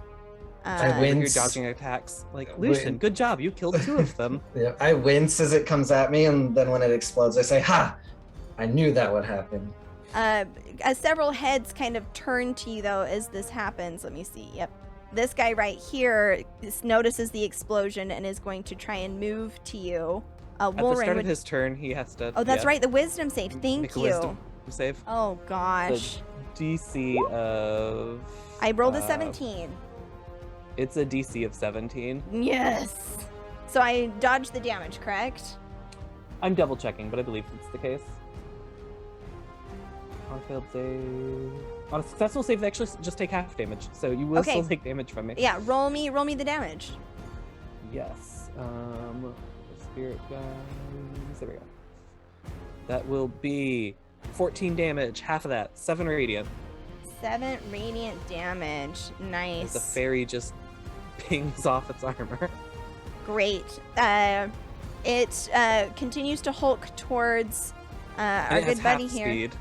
Half speed. Okay, so it can only go, let's see, 5, 10, 15. Yeah, so it's just gonna 20, 25. It's going to dash to get out of that sphere of influence and try to like get in Lucian's face. So that's its turn. Sword A is going to, I'm pretty sure not going to be able to do it, but we're just going to try. It rolled a 23. Oh, but It's he's successful. invisible. Fuck, he's invisible. God damn it. Heartseer's invisible. That son of a bitch. So it's going to be rolled at, Spooky whoosh! it's going to be rolled at disadvantage, right? Is this how that would Yeah. break out? Okay, 14's not going to hit. Moving on to this guy. So let me get this straight, Heartseer. You have one of these things in your arms, or did rather. No, you still do. Still do. Cradling it in your arms. You've now gone invisible.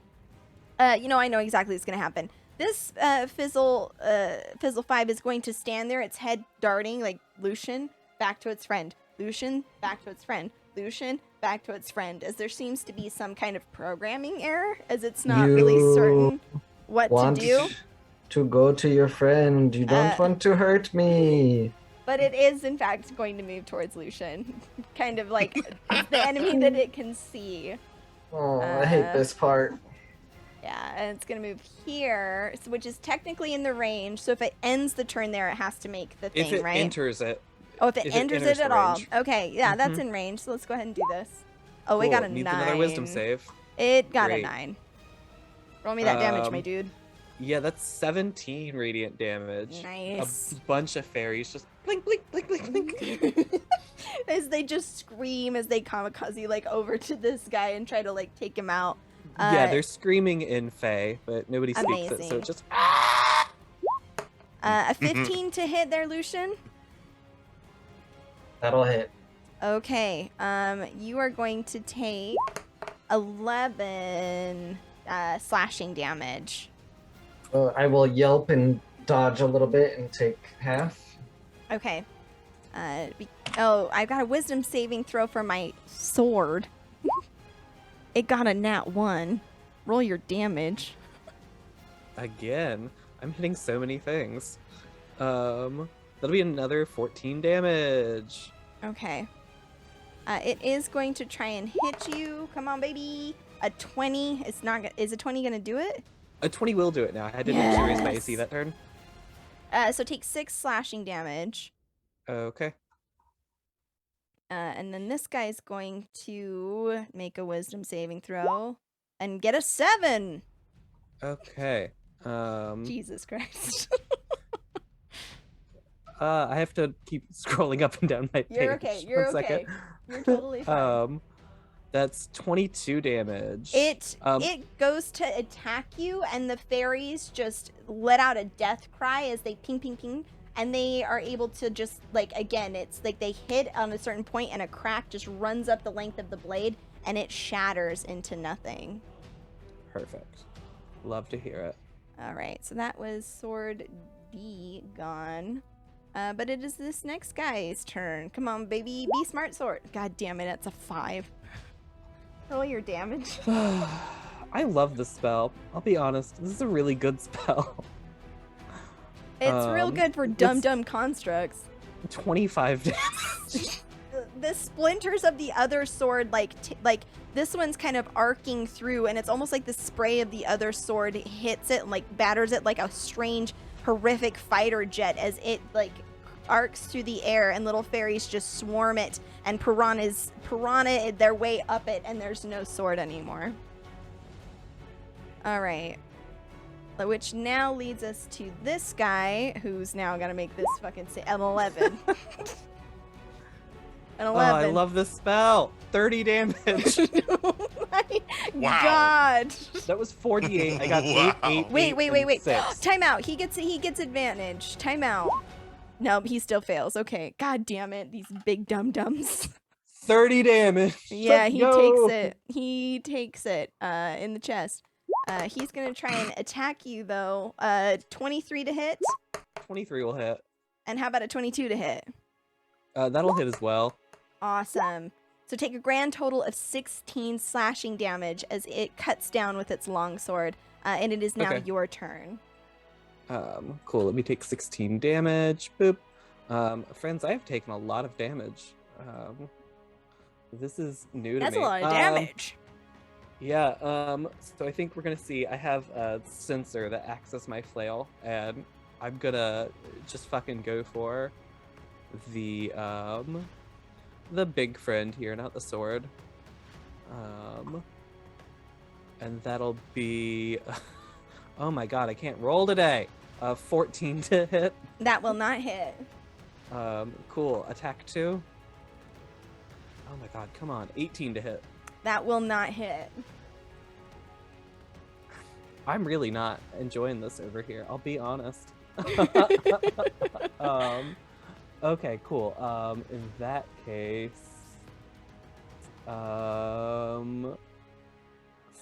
Lucian, you've taken some damage, right? Yes, I'm pretty okay. Okay, cool. In that case, then I'm going to cast Healing Word on myself. Great. I'll cast it at a 3rd level, and I will heal. Oops, that was 1d4 short. 8, That wasn't right. 8 plus 3 is 11. Cool. I'll heal 11 damage. Okay. And that's it for me. Okay. Next up is Lucian. All right. Well, I'm surrounded by two of these terrible things. Lucian tries to do like a really cool knife trick and totally fails, almost drops the dagger, but then reaches out to stab as normal. How did I lose my character sheet? What? Exactly what happens, I think I know how to pretend what I'm doing, but I don't even know how to pretend. So that's going to be a crit. Ouch. Oh, damn. And who are you hitting? The one directly, I guess to my side, because the other one is most This likely one, behind right? me. Yeah. Okay. Yeah, so the first damage will be 13 on just the normal part of the blade. Okay. This one might do it, hopefully. 64 damage on the sneak attack. Yeah, it just completely... you're able to slash out and hit it. Remind me, though, what's giving you the sneak attack in this situation? Because you need advantage on it, don't you? Oh, yeah. They have an ally. I don't have an ally. Shoot. Yeah. All right, no sneak attacks. So there's You can still only... add a d6. FYI. Don't forget. Oh, yes, I will add 1d6 because I really want this thing to die. So instead of 64, it'll be 5. And then the booming blade, though, will be 24 thunder damage. I shit you not, it had 25 left. So it has a single hit point. As it sways on its feet, you hear kind of a circus tune, like a kind of start, kind of eking out from it as it kind of, you can tell that whatever magical programming is holding it together is fading fast. Is there anything else you'd like to do? Oh, please just die. I'm gonna do my rogue stuff and disengage and run away. Okay. Yo, Heartseer, I don't want to be grappled no more. Well, you better make a opposed grapple athletics check then. Yeah, Oh, me. Okay, what'd you roll? Hold on, I'm advantaged on these, so let me roll too. Oh, no. Oh, I was actually closer than I thought. I got a 9. 23. God damn it. Yeah, no, it remains. However, it does have, well, it can't see you though. Fuck. Okay, so we're just gonna do our best here. Nope. God damn it, I did roll a 20, but then I rolled a 12. It is unable to hit you at all. It is your turn. If it makes you feel better, it did take an action to try to break a grapple anyway. That's true. Sure. That's true. I forgot. Yeah, You're right as hell. So I am invisible until the end of my next turn. Okay. Right? So I'm gonna use my action to disguise self so that I can look like one of them using my last Furbulg magic-y thing. Okay. So that when I turn visible, there's just two of us fighting on the ground. Okay. Okay. Okay. All right. That'll last for an hour. And let's see. Do I have any other stupid bullshit that I can do? Actions.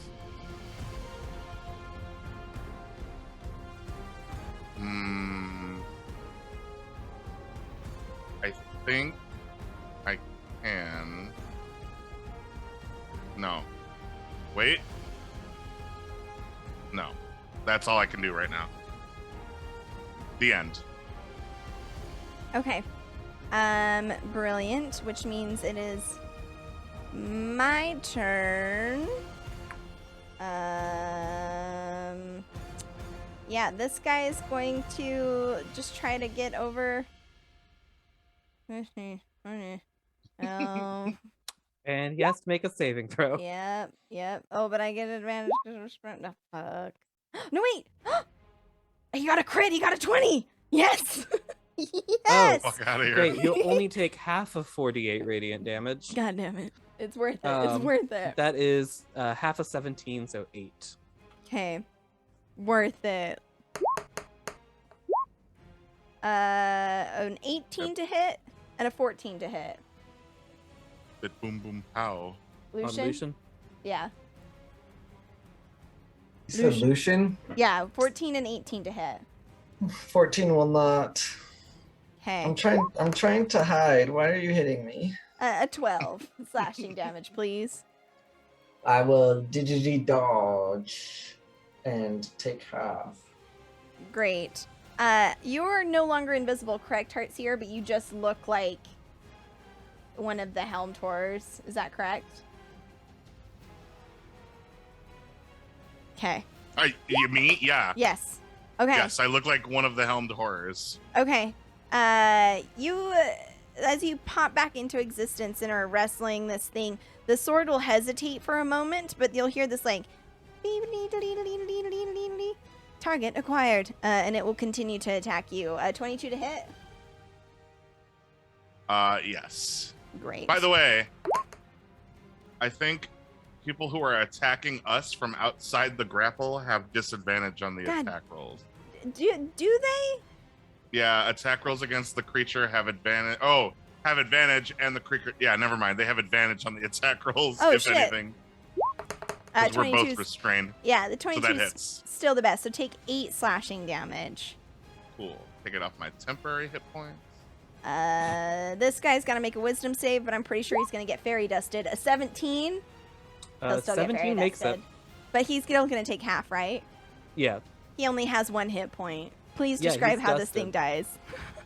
dies. I think it was already tearing apart, so we see a bunch of fairies fly into a crack and just split it from the inside. Amazing. It just explodes in a cloud of green fairies. Very good. Okay, this has got to make... You know what? It's not going to make it. Go ahead and tell me how this guy over here also dies. I think we see just more fairies just plinking into it. Yep. I like this a whole bunch. This guy, a 12's not gonna make it. How much damage for this guy? Right here. That'll be 22 points of damage. Okay, he's still up. Thank God. More power to him. I'm proud of him. Couldn't be me. He good boy. I haven't All right. landed one weapon attack yet. If I hit him once. God he'd- damn it. An 8 and an 18, so he won't hit you at all, which is Nope. rather disappointing. And it is now your turn as he stands alone against your Okay. onslaught. I'm actually going to try to hit him with my sensor again, and this time I'm not gonna forget. So it's a 13 to hit, but before you say anything, Before you say anything. Before you tell me no. I'm gonna use No. Channel Divinity Guided Strike to give myself a +10 on the roll. A 23. A thing I forgot I 23 will could do. A 23 Yeah. will hit. Yep, go for it. So the weapon does 1d8 plus 5. It does an extra 1d8 radiant damage. Yeah, just tell and- me just tell me what this looks like. This motherfucker got 8 hit points left. Oh yeah, he's super dead. Okay, cool. Yeah, he's 8's toast. Literally the least damage I could do. Yeah, that's what I was gonna say. As I was listening, I'm like, no, he's gone. He's fucking gone. Cool. Yeah, I think Wolrin's fucking pissed at this point. We haven't hit anybody with a weapon. We haven't hit anyone. It's the best thing. And they fling their sensor forward, and it just burst through the chest of this creature, and they just sort of explode in radiant light. That being said, I'm going to now step over to here, and actually, one sec, can I? Yes, I can step over to there instead. Gosh dang it. So that means this guy's gotta make it because he's entered, right? If he starts it on his turn, he has to have Okay. entered it freely. Okay, gotcha. Okay. But at the start of his turn, he'll take the damage instead. Okay. Awesome. But I'm going to now make unarmed attack against the other guy. Okay. Go for it. That's a 24 to hit. That will hit. And that will be 11 points of damage. And then I'm gonna flurry of blows. Gosh dang it. It's an 11 to hit, won't hit. Yeah, 11 will not hit. And then a 20 to hit, probably. A 20 will hit. A 20 will hit. You'll watch okay. as you go to hit with that 20, and it will throw up an arm, and like just as their swords have been kind of appearing out of nowhere, a shield will start to form, but your fist will like make contact and just power through to continue to hit it. Hell yeah. And that'll be 8 more damage. God damn it. Okay. All right. Is that your turn, my dude, my homie, my friend? That's action, that's bonus action. Yeah, I'm done. All right, Lucian, it is your turn. Hey, Lucian, we're flanking him now? Yes, now I murder you like I've trained my whole life for. I know how to murder very well. 31 to hit. That will hit. Alright, that'll be 8 damage for that. And You then, do get sneak attack. yes, sneak attack is 31. And Describe how another this. D6 if you want it. Oh, never mind. Describe how this thing is ripped from this mortal coil. Well, I stab it, and I stab it better than anyone's ever stabbed before. But really, I just let out a scream, "Ah!" And I just shove a blade into it, and then I'm very surprised when it dies. Good job, Lucian. If I'm keeping count correctly, you've killed 3 of them. Yes, I'm very good at murdering. You know this. Yes, congratulations. From the corner you hear, "Hi, I'm Fidget." As we continue through the order. I'm so glad Fidget's safe. Let's go ahead and try to get the fuck out this shit. If he starts the turn in No. it, he Oh, that's right. God damn it. So let's roll this. No, Yep, that's yep. a 15. Give me the damage. Yep, let me just clear all the damage on my screen real fast. I've done too Let me much. just get rid of all of this damage. And that'll be just 8 points of damage. It was not a good roll. That's not bad, but he is going to fail his grapple, which would use his action economy. So it is now Heartseer's turn. Okay. Let me just reread something because I forgot already. Against the creature and the creature's attack. Okay, so it's an even roll. Cool. He's gonna nuzzle once more on this grappled creature. Natural 20. Oh my god. In that case, I need a wisdom save. Uh-huh. 10. We know they're very good at those, luckily. Cool. So he's gonna roll this for minimum damage. Fuck you. Yeah, that All sucks, right. bro. That's a tough break. 7. Oh, but I gotta roll twice, right? Because it's a crit. Yes, correct. Oh, hold on. 1d8. Yes. Should be 4d8. plus Another 4. d8. So 7, 6 plus 8. 14. Brain shorting. 21. I added individually. We good. But also I have brutal critical, I think.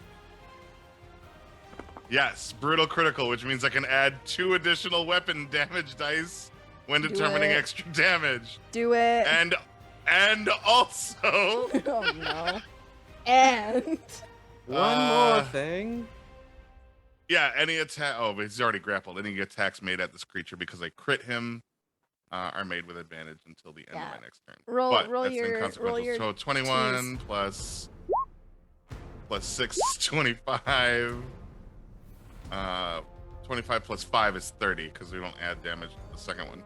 Okay, so 30 damage total. You And then have you rolled a what on the wisdom save? You have precisely reached the remaining HP that this thing had.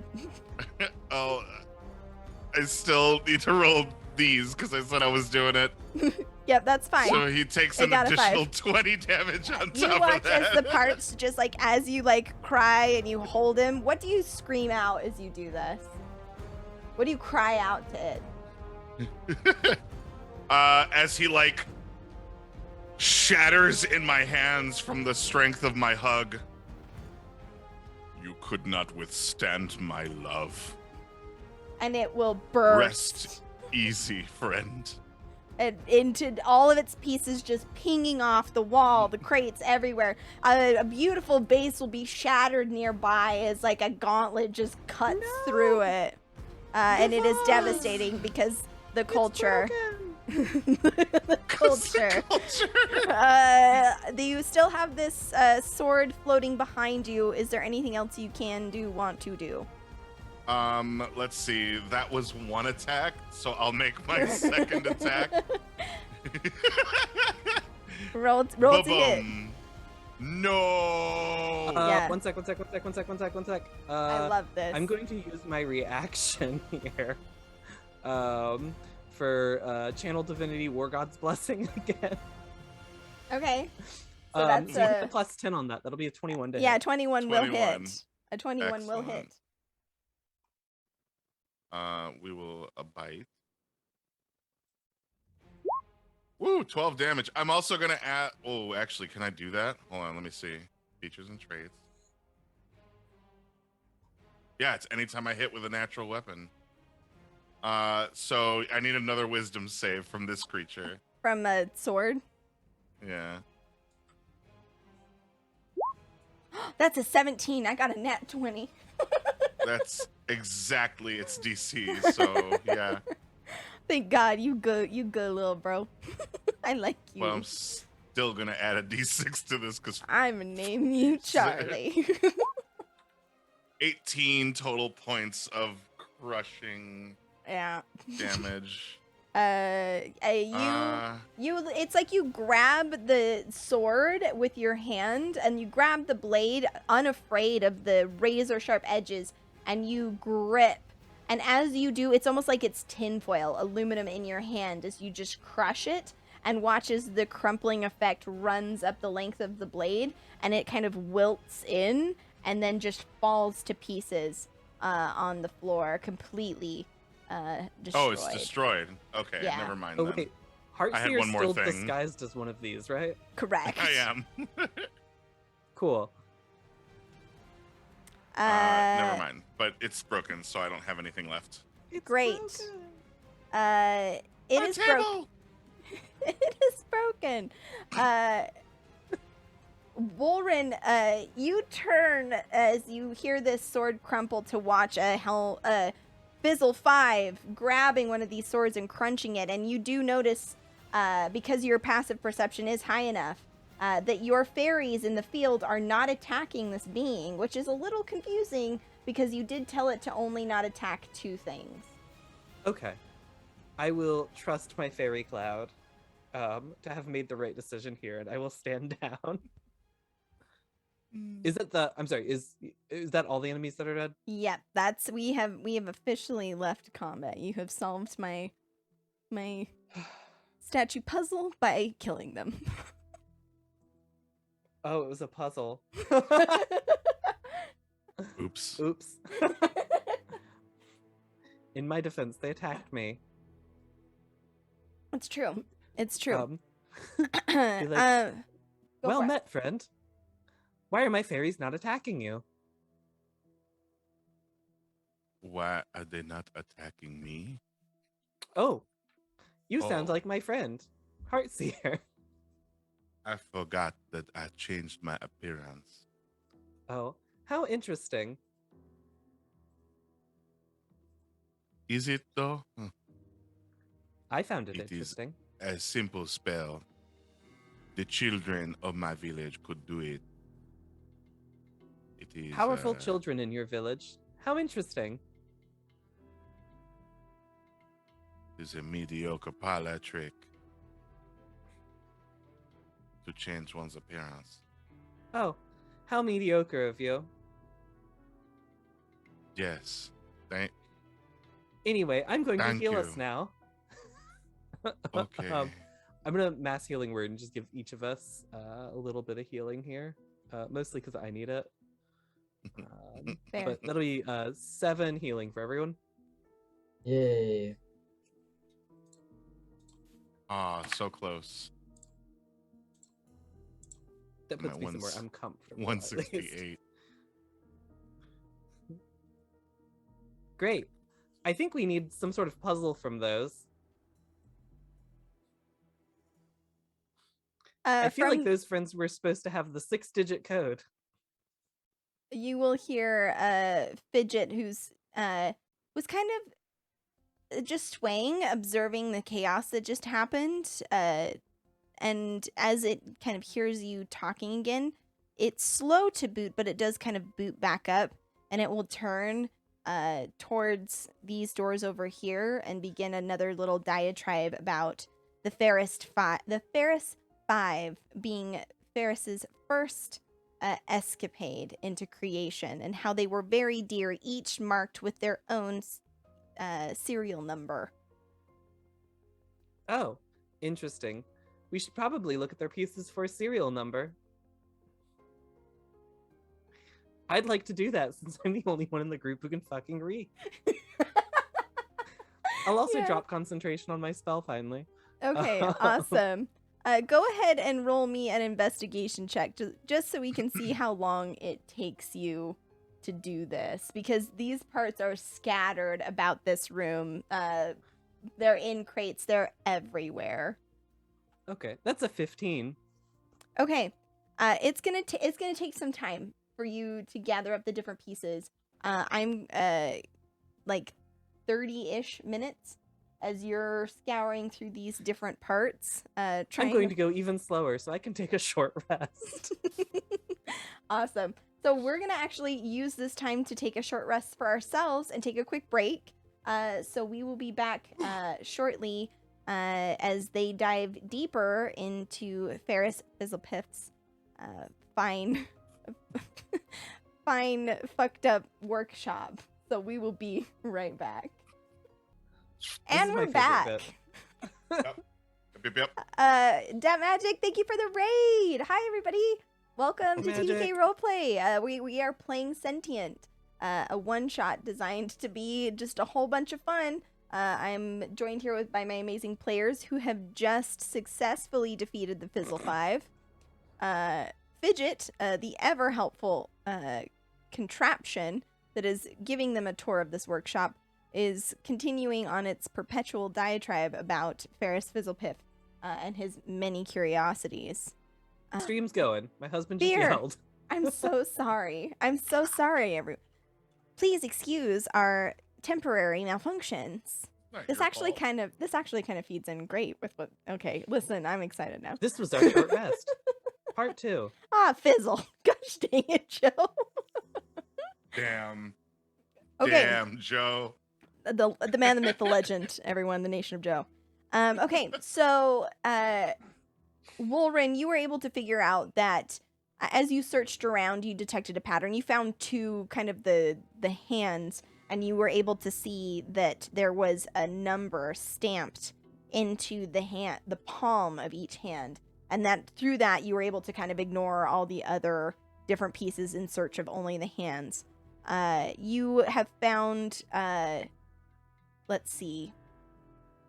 Yes. Okay. So you have the orange has a 6 on it. The yellow hand has a 2. The red hand has a 1. The green hand has a 6. And the blue hand has a 3. Great. So hold please while I mentally calculate what order these numbers go in. Sorry, and that green, you've got 2 6s, and I apologize. The green should be a 7. Glad we have the operating power of a ton of fairies inside a giant tree to help Great. us out. I'm prepared to type these numbers in now. Awesome. You go over to the control panel, and you see that it's got, in fact, it's got the little code pad. What are you going to type in? I'm going to type in 12673. As you do, you notice 16273. I'm sorry. That's Yep. the as you do, you type that in, and there's like a funny little glowy magical indicator saying that you're missing one final number. Miss Stare at Fidget. I know what I need to do, but I don't know if I have the strength.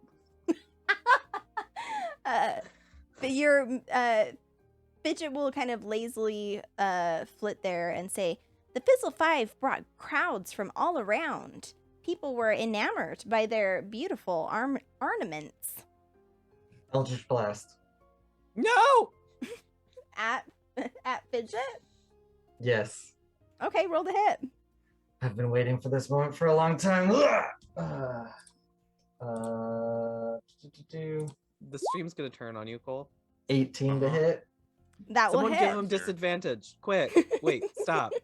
Are Someone you in the shitting chat, me? Stop what we're doing and give Cole disadvantage. I rolled 2 damage. Great. As the Eldritch Blast slams into Fidget, it will kind of like shudder, and its voice will go a little warped as it says, "Hello, my name's Fidget, your customer care coordinator and terribly tenacious guide."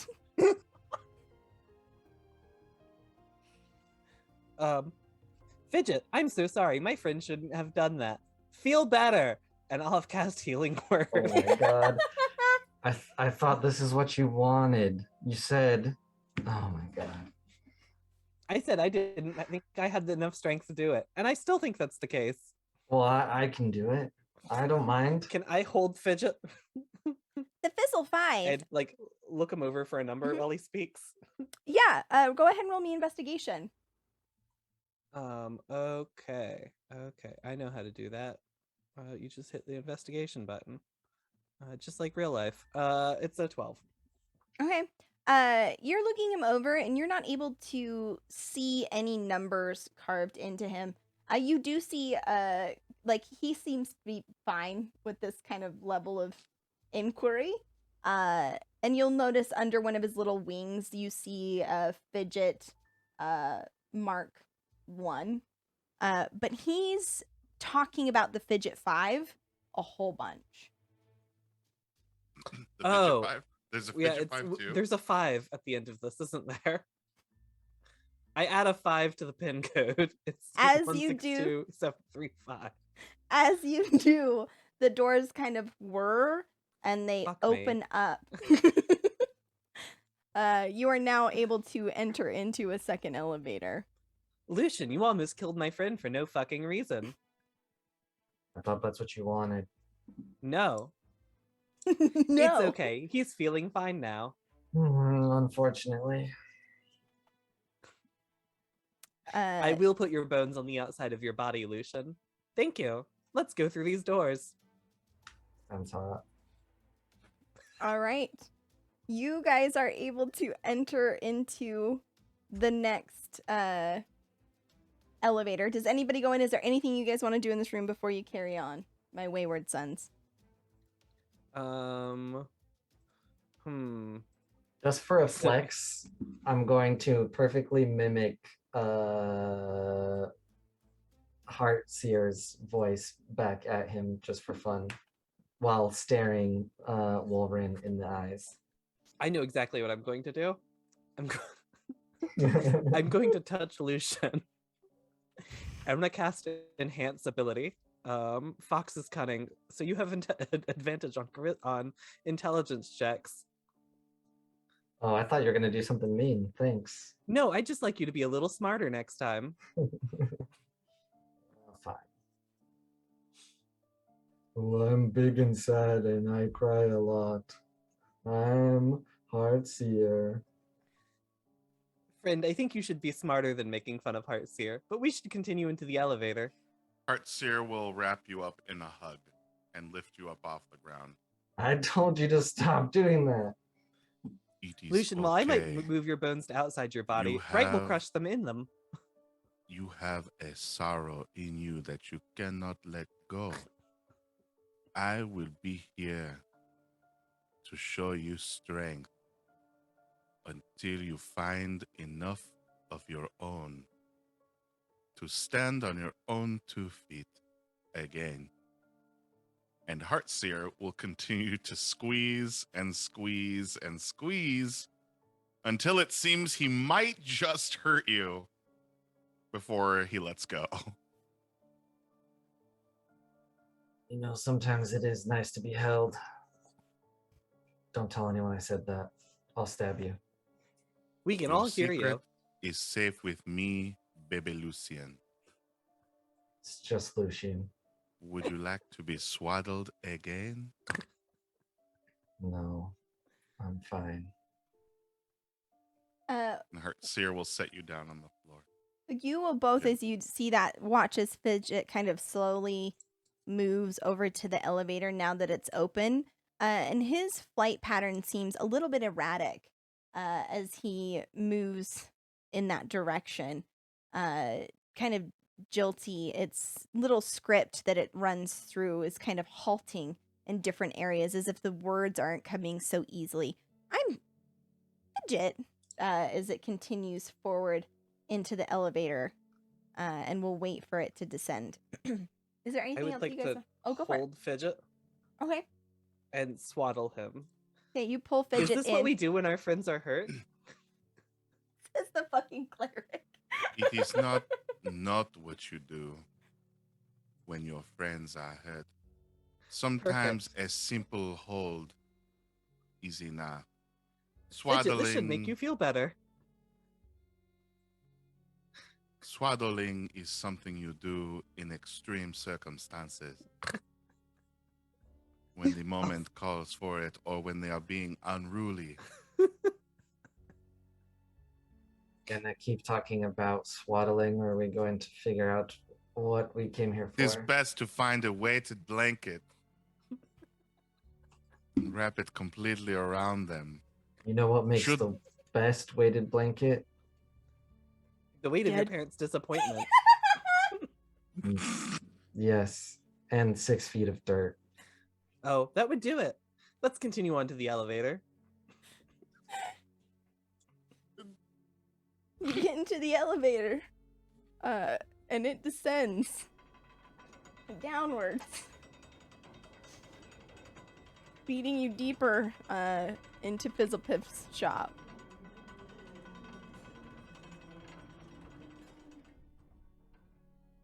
The doors open and reveal a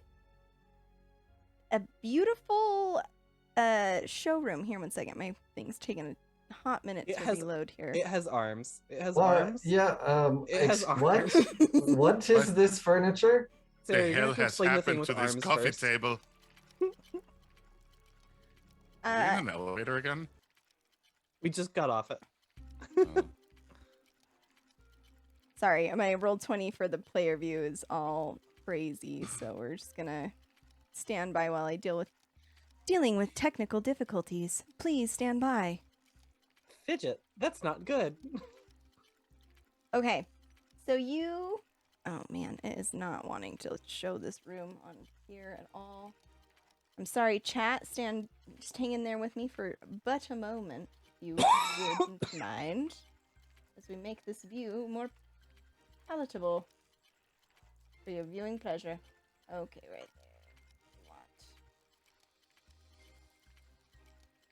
there. Okay. So, you step into this room, the workshop. Ferris's workshop is, quite frankly, a sight to behold.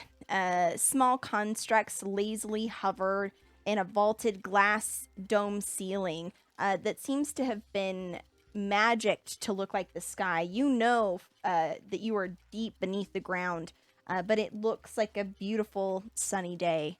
There's natural light glowing in on these small little constructs as they just lazily float around.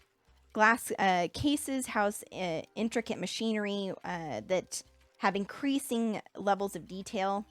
There's a desk for consultations littered with brochures of possible configurations of robotic companions. In the corner, there seems to be a claw machine, the table with arms, as you so distressingly called it. And it's filled with several gizmos and other shiny things. You walk in and Fidget kind of twitches a little bit. This is the workshop. Quite frankly, Fidget, this place is a sight to behold. Do you know why this table has little baby legs and arms? They Are are you? chubby and unsettling. That's Fidget, rude. are you okay? We This should not is body need a shame the moment? people. workshop. Thought there was an incident in the workshop. Oh no. Oh no.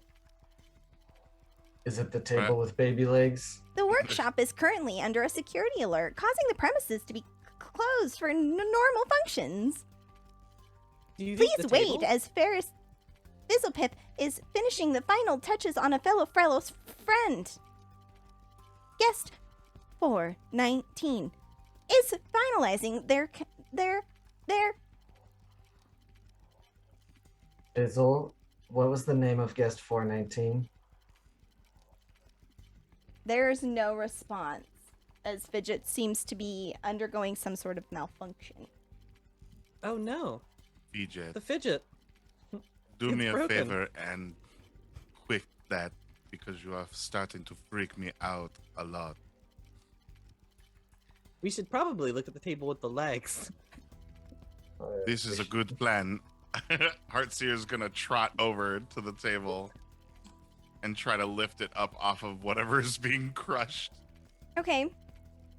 You go over to this table, and again, I get that it has arms, but what you actually find, it's a glass case, and inside there is a metallic claw that hangs down over a series of intricate items. They're all seem to be kind of curled in upon themselves. It looks like a claw machine, you know, like at a game arcade, but instead of like stuffed animals, it's a bunch of different contraptions. However, resting on top, bizarrely, are just a pile of fucking baby arms. It's really weird. Just this guy, he must be really be into baby arms. I don't know what to tell you. No. Reclined on top of these other items, a small figure taps a foot lazily, and as you approach, it turns its gaze to you. What do you want? Who are you? Oh my. Who are you? I asked first. And I don't have manners. You tell me who you are and we can figure something out. My name's too powerful for you, but you can call me Wolrin. Wolrin, as you look at this, it looks incredibly familiar, very much like the other set of schematics that you found in the opposite stairs. Oh, you didn't mention he was dapper and had a hat. He does have a little bowler cap tilted to the side. Hold please while I scroll back through my notes. Since this one is rude, can I kill it? Oh, No, just this is go- the friend who has the key inside of it. So What? we should cut it open and get the key out. What are you? Whoa, whoa, whoa, whoa, whoa. What are you talking about? I don't got no key. Yes, your fidget friend. Oh, fuck. Do you have Fidget? As Fidget kind of lazily comes around, he goes, oh, for fuck's sake, look at you. Look at the station. You don't even have a single unique thought in your noggin. It's just depressing to look at you. Hi, I'm Fidget. Yeah, You're I know Gadget. Fidget. Yeah, You're- how'd you know that? This I one read your is schematics. sentient. I know everything about you. Well, now time out. You don't know about that one time in Waterdeep. I'll tell you what, that ain't in no schematics, okay? That was a Yes, it is. special. All my own. That was just me doing me. Okay. They are, in fact, in your schematics. Everything you've ever done has been predestined. Does you this want me to guy show always you talk the like this? This is schematics? kind of weird. Wolverine is not forgiveness, a friend, guy. please. So And what in do you- fact, a Robot. lot of very little guys. you guys here to do something about that crazy lady? Is that what's going on? Maybe. Why don't you tell us about her? I don't know. You kind of seem sketchy. Hey, Fidget, You know these what guys seems- with you? I'm Fidget, the customer care. Yeah, your customer care coordinator. Oh, man. I gotta tell you, this is disappointing. Just tell me this: are you here to help Ferris, or you here to fuck him up? I believe we're We here to were save Ferris. sent by Lady Throne to assist Mr. Ferris. Oh, I don't know who that is. But listen, you don't want to go in there. It's pretty crazy. I'd like to enter there anyway. Thank you. Oh, well, no. Listen. Okay. Here's the deal. There's some weird shit going on. I don't know what it is. I don't normally exist in this space. It's kind of he will push himself up onto his feet and kick one of the other little gadgets that's in there. It's kind of filled with some junk, right? These things, they just, I mean, Hey, what is friend. this? What does this even do? It doesn't even do anything. I think it's supposed to, like, tell time or something, but, like, it doesn't even do that. This is where he puts all his rejects. Hey, friend. I'm gonna cast command. Okay, go for it. I need another wisdom save. I'm doing it. Oh, hell yeah. That's a natural 20, my dude. That's too bad. Okay. I'm just gonna tell him, shut up! Whoa. Listen. Get me out of here, and I can help you. Is all I'm gonna say. That thing over there, he points at Fidget. It's not even supposed to be down here. Quite frankly, it's probably because it's overdue for maintenance that it even made it this far. Interesting. It sounds like you're not supposed to be down here, and you're also making fun of my friend. Oh, I'll no, gut no. you like your friends. Oh, whoa. This guy, spicy. Okay, all right. Well, listen. I got information that you need. You want to go through that door? You're gonna need me, and not in pieces, I'm telling you. Who put you in there? Ferris did. Piece of shit. This is I what he thought you weren't puts. supposed to be down here. I'm supposed to be down here. I'm just not supposed to be in here. As he slams his little hands against the glass. Ferris came in. He was raving about some lady gonna ruin all his plans, so he stuck me in here. Told me to keep quiet and just watch, so I did. Don't know You're why. not doing very good at staying quiet, are you? Yeah, well, you're the most excitement I've seen in a couple days now. That was 3 days ago he stuck me in here. Came in ranting and raving. Interesting. I'd like to pull out my mirror again. Mm-hmm. Technically, last time I used it was a few days ago, so it has recharged. Yes, correct. It has. I'm gonna use the mirror of the past to look at Gadget's past. Okay, awesome. You will, for the sake of brevity, I will give it to you in chronological order. I know it typically just kind of flashes. Sure. But you will watch as Gadget is made when he was first constructed. My name is Gadget, and I am here to be your assistant. You will watch, though, slowly over time as Gadget develops a personality. And there's different scenes of him working with Ferris, though begrudgingly. There's a one, it's just kind of blurry, and if you've been to Waterdeep, you recognize some of the side streets as they're snippets of wild behavior. There will be a flash, though, of Fidget arguing with Ferris as Ferris takes him and puts him in the claw machine. And behind Ferris, you'll see a large woman with horns step into the room and grin as he puts Gadget into this machine. Okay, so we gotta see Ferris actually do it. Mhm. Yeah, you see that Ferris did put Gadget in this machine. Yes. Interesting. Well, it seems he's not lying, friends. What do we want to do? You gotta get me out of here. we should get him out of here. Well, it doesn't seem like he's the bad one based on this Okay. lady that they're talking about, but Yeah, tough customer. does that mean that we can trust you? Why don't you give us the answer and then we'll let you out? Now, why would I do that? That gives me There's- nothing. Get me out and then I'll tell you. I'm not no sucker. You're not gonna get out without us now, are you? There's nobody left here.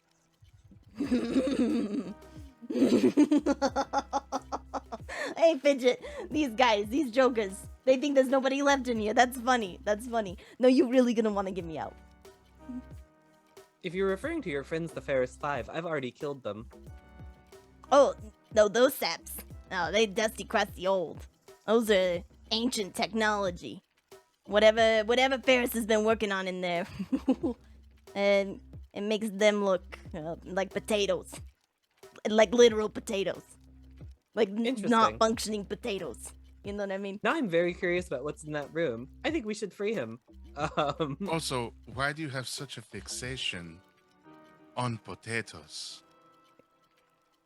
I mean, that's kind of a personal question. But Is that since the you're only asking... analogy you were programmed with? Oh, I did see a memory of him in a water deviant alley with potatoes. Do you want me to explain it to you? I feel I would be better off if you did not explain it to me. I feel like I'd be better off if I also didn't experience it. no, you guys, you kidders. It's great. Listen, here's what you're gonna need to do. If you go over there, on that table, there's a bunch of very special Ferris coins. That's how the game works. Right. And you're gonna have to use that right there. And he gestures to a lever with a small button up on the top to move that right there to come down and grab me. Take me out. What if we just simply broke this machine? Yeah, let's I'm just gonna hit smash it. the glass. No, you're not gonna want to do that. See... Unarmed strike. Oh, God. Hey, go for it. Hell yeah. What'd you roll? I am getting to that page. Rolled a... You know I didn't roll well. It was a 13. A 13 will not do it, and as you slam your hand into the glass, you are struck by how solid it is, and there will be a pulsing energy as you are forced back and take 8 force damage as it shoves you back. Ooh, yeah, no. Breaking this thing's a no-go. Ferris is kind of one of those play his games, or, or don't play a game ever again kind of guy. Listen, What is his game here? it's a stupid claw game, but listen, I don't Art play secret- games. I've never played games. I've got this. I grew don't know, up you look under like you can mean play some streets. games. No, I've never owned a game in my life. I don't know, Heartseeker, do you don't... think you could pick this machine up?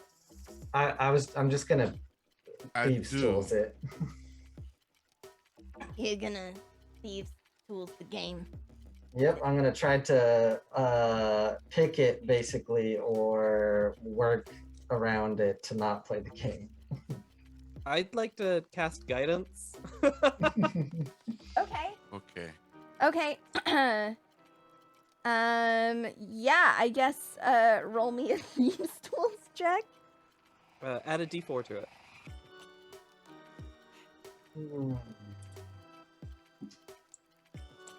Okay, so You're still affected by the call, by the way, so another d6 on your damage if you roll any.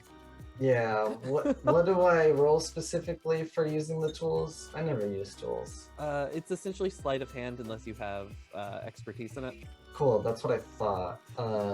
Which it's gonna be 26 plus what was the D4. guidance? 1d4. Yep. And that will be 27 plus 1d6 will be 31. We all helped. Okay. Gadget watches a small, perfectly carved eyebrow raised in disdain as you as you go down to kind of fiddle with the control panel. He goes, Listen, I'll you go think down. that he's just gonna program something that like some punk off the street's gonna be able to just get into? You think the man who designed something that gains the will to live on its own is gonna just, and as he's talking, you just successfully clip through and He's watch not as just any punk. the chute of where this would normally open kind of opens up, and everything just slumps like out. Gadget lets out a little yelp as a side chute opens up, and everything just slides out the side of the machine as you successfully engaged in like a load-in mechanic. And there's just a slump of random artifice items with Gadget trying to dig his way out of it. And he goes, oh, fuck me sideways. That was pretty impressive. Lucian isn't just any punk. He's also our baby. Yo, baby. The very talented baby. No, A very I'm- talented 2-year-old. I'm Boy, The not- nicest baby years I've ever old. seen. No, You- I'm not. No, I'm not a baby. I'm just highly challenged. He's Like, so small. you because talking he's like- only like- 4 years old. Hey, baby. Like, no, that sounds weird because you just said its age. Never mind. Ignore me. I'm being rude. And he will move across the room, headed over to a table. He'll tap you, Heartseer, and he'll be like, "Hey, man, can you give me hands up on this table? I'll tell you everything I know." Ugh. I'll grab him by like the shoulders and like pluck him up and set him down. Great. Gadget will move over to the table. Let me go ahead and reveal him really quickly. There he is. There's my best boy. And he's gonna move over to this table, gesturing to you. Meanwhile, Fidget is kind of like twitching over in the corner. I'm fit. And Gadget's go, yeah, you fidget and you care a whole bunch. Climbing up on the table, he's gonna sort through some papers and stack them and hold them out to you. Right, so you hear there's that lady in there, right? The job 419. It's a real missed opportunity. If she'd only been one later, it would have been way funnier. Listen, she came in, she's here to collect the Zhentarium order, right? But it seems like she had other plans of some kind. I'm not really sure what the deal is, but she and old Ferris have been in there a long time. You know, kind of a long time. She came out once. When Did she have rummaged. a potato? No. And that's why I was a little confused. See, That normally makes sense. potatoes involved. But listen, she went upstairs, she did some rummaging, she came back downstairs. I don't know where she been. I tried to hold real still, like Ferris told me. And that's what I saw. Alright, so she been in and out, talking to Ferris about building an army. Ferris, he was acting real strange, right? Like he just, normally he's a bit of an asshole, a little bit of a show-off, a bit of a know-it-all, but he was all demure and yes, ma'am, anything you say, ma'am, all that stuff. It was... Are you implying that they are in there fucking right now? I mean, listen, I don't want to judge anybody by what they do with their free time. I don't believe that's the implication because they don't have a potato. Well, yeah, and she's not really Ferris's type. So, I don't know, but he was acting just... Ferris is a married man. He married his automaton. I saw him at a wedding. Oh, no. Oh, God, no. That was, no. No, there's only one wedding. It was his sister's wedding. I was there. Was one of the groomsmen. But He listen, married his sister. You are kidding me. no. Oh, God. And I This felt land bad is about so the nice. weird baby conversation. No, the man, he's gay, all right? He's gay, and he's not into this lady, okay? But, like, there's something weird going on, because he's being real accommodating, like, I don't know what to make of it. It's just, Hey, like, Gadget. Yeah, Sexuality is fluid. fair and valid point. Fair and valid point. When you don't have a potato, use a tomato. I hear what you're saying.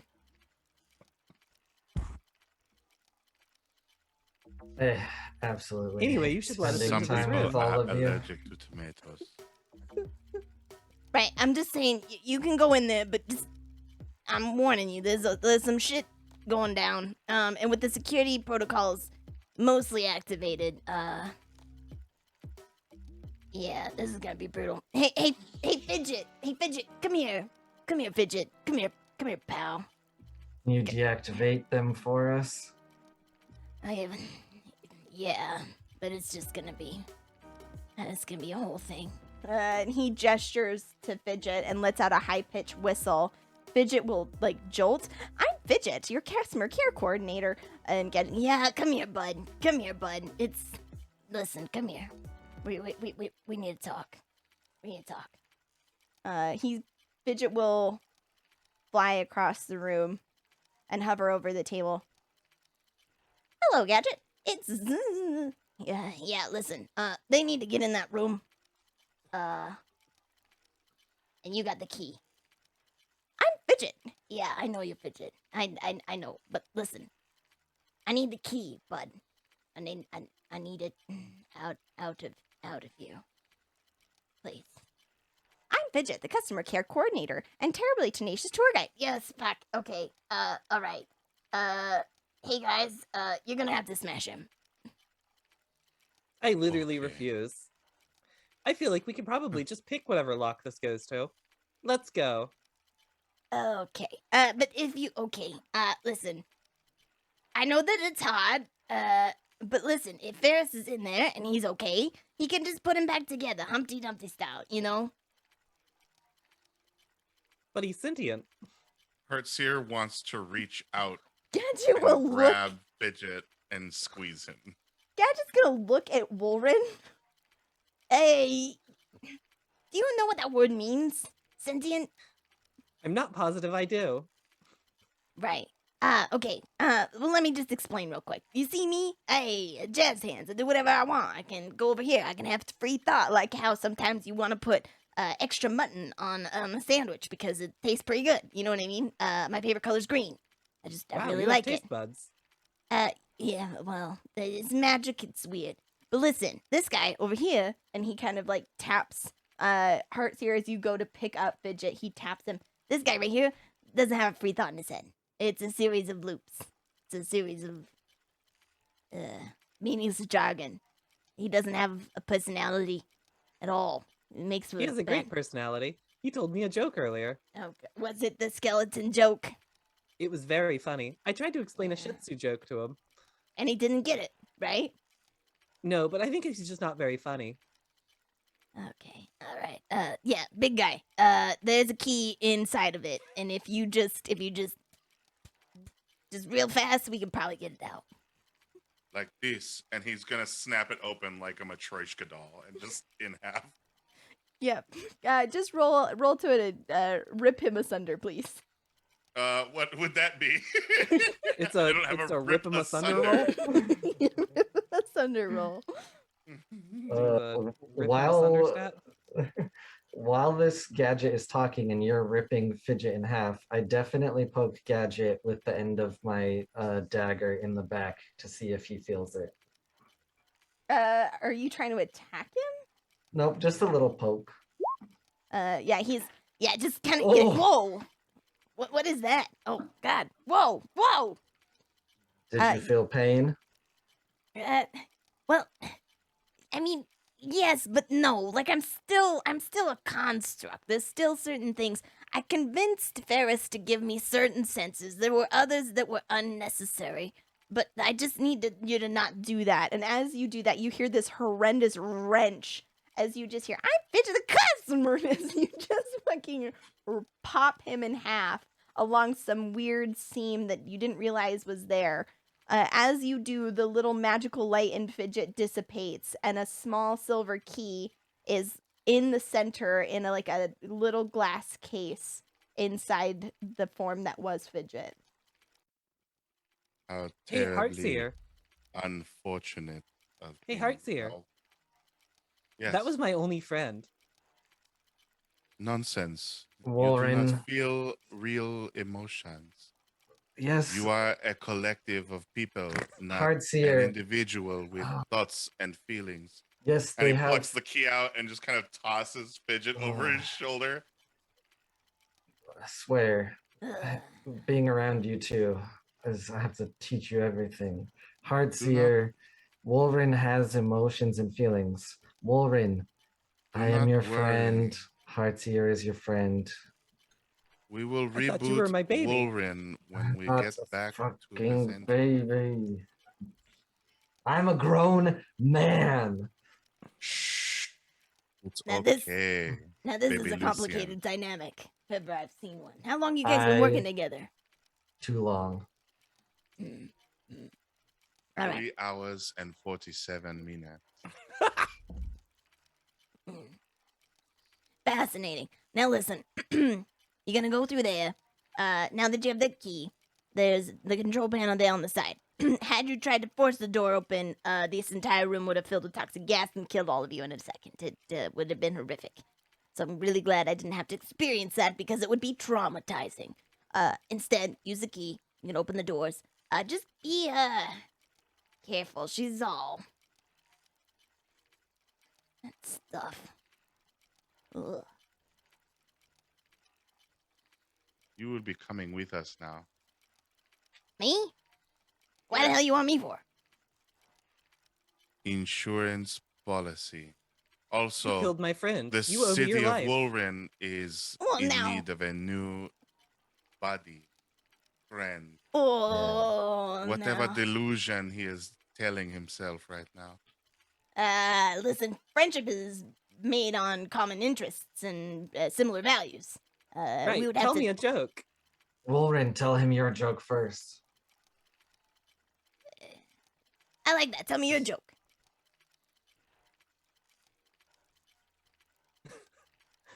A man goes to the zoo. There's only one animal. It's a dog. It's a Shih Tzu. I do like that joke. I like it because it says shit in it.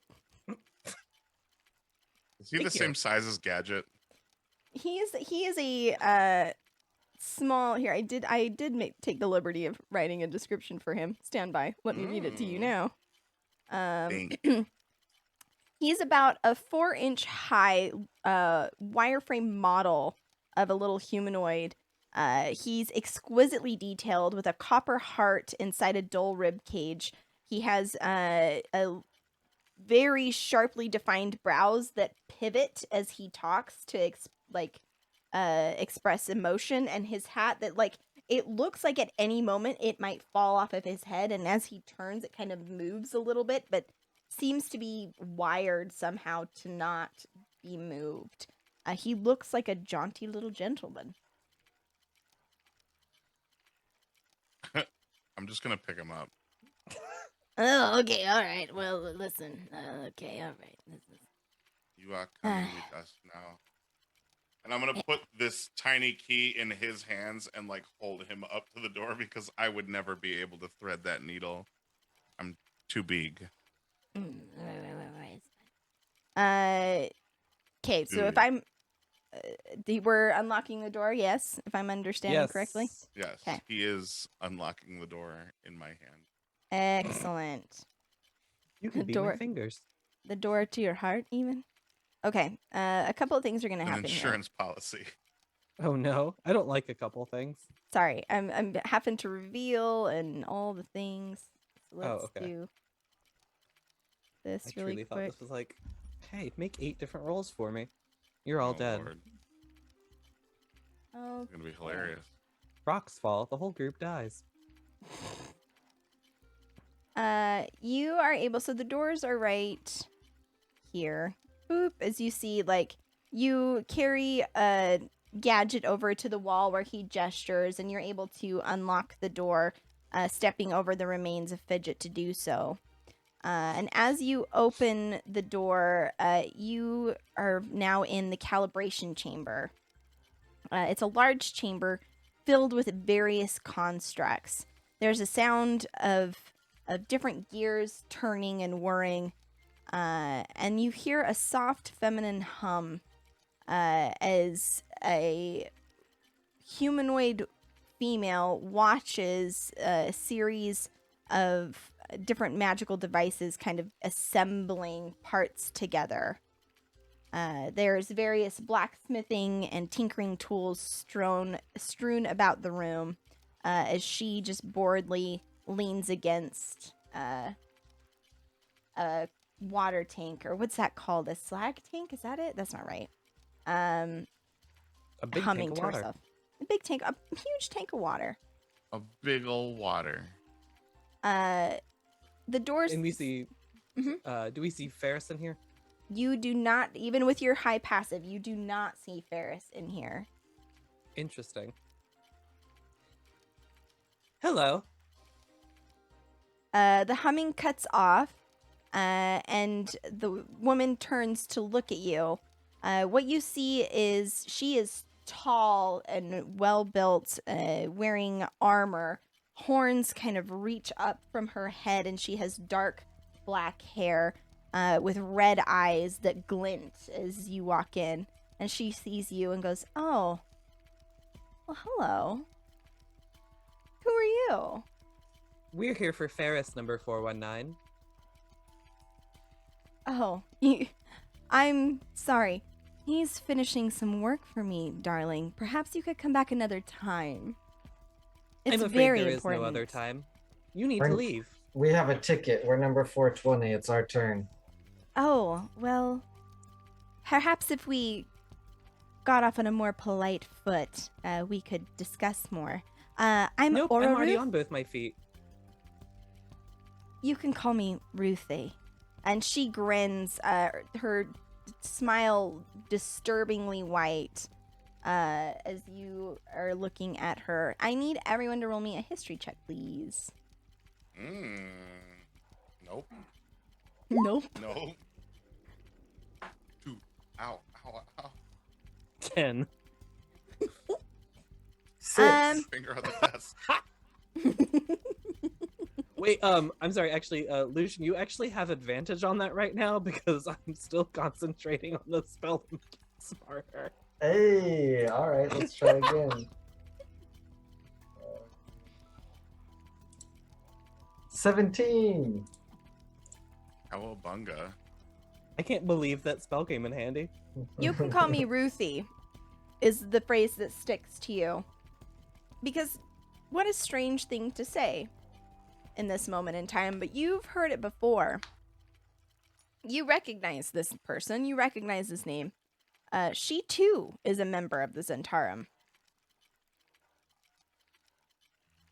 You can call me Jason. Jason. Well, that's a lovely name. I thought so too. Is it I mean, yours? my parents thought so too. Oh, He's just 4 years old. His parents died 2 years ago.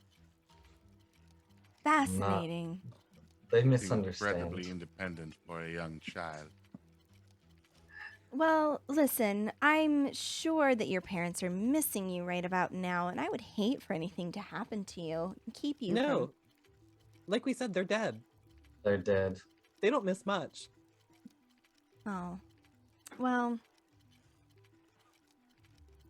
Unless you want to see them soon, I suggest you leave, because this is kind of... Well, I kind of have a whole thing going on here, and I'd like to keep it. Are you offering to use your necromantic powers to bring my parents back to life? Because that sounds great. That Oh. seems like a great deal. We'd love to take you up on that. Oh, no, I would send you to them. Interesting. You know magic to cross the plains. I do, actually. You just fill someone with as many blades as you can fit in them. Not if I do it first. We're fun. We're having fun. We're friends. Oh, we're Yeah. definitely friends. How did you know about this place? We did not. You didn't. Heartseer's going to start walking towards her. I sense a great deal of pain in you. A pain that you have not been able to shrug off for many, many years. And he's going to let go of Gadget and let him flutter away. Yeah, Gadget's I'm gonna get the fuck out of here as he moves away. And as you approach closely, she's gonna say, "Now listen," and she'll start to kind of back away. If you're here about these, and she gestures back to the constructs behind her, They are battle machines, massive hulking beings with large shields that look like they are designed to take a hit. She's like, I think we could really just handle this like adults, you know? Finders, keepers, losers, weepers, and I found them first, so I really think maybe you should. That does Back imply you're going off. to be the one who has to weep. Oh, Since no. we plan on making sure you lose. Oh, how unimaginative. We do not care for your frivolous life-sized dolls. I am here to ensure that you carry the weight of your emotions within you, as I see you have not for some time. Well, see, about that, if I just can take these to the 9 hells, I can take care of my emotions and work them out on my shitty ex, and then all will be well. So I'm just gonna take them, and you guys can just, You can run away from me about as well as you can run away from your feelings. How again did you find this place? Only so many people should know about it. And I thought I knew. Important order real quick. I'm gonna do rogue shit, and as Heartseer and Wolrin are like moving forward, I'm going to slip behind and like walk through the stuff here with naturally stealthy to try to get in a better position. So while she is talking to them, I'm going to try to stealth around to eventually behind her, if possible. Again, it's just so odd that you showed up right as I was wrapping up my work. I can't help but feel like someone's tattled on me. Our timing is coincidental. It is now time for you to face your demons. Nice. now. That's funny because her ex is a demon, and it sounds like she was planning to fight some. She grins widely and goes, fine.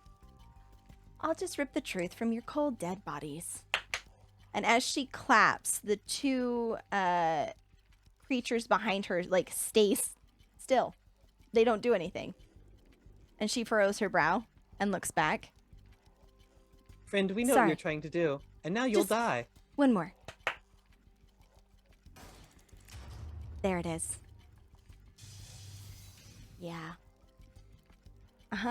And you watch as these animated figures start to hulk forward and come to life, dropping the shields. Warren clapping desperately as they shiver and shake. And I need everybody to roll initiative, please.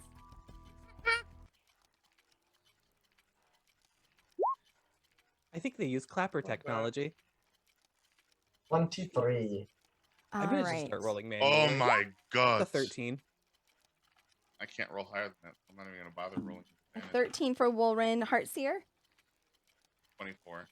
A 24. Damn. All right.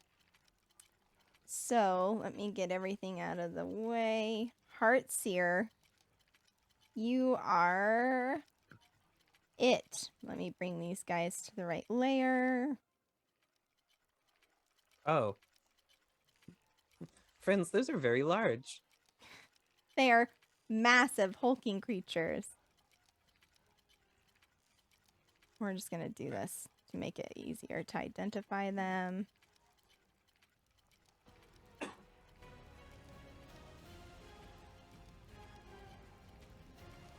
Okay. Heartseer, what do you want to do, my dude? Heartseer is going to feel his feelings and let them out. And in the blink of an eye, he's going to appear right in front of the young tiefling lady. Okay. Do not worry. Your sorrow will be over soon.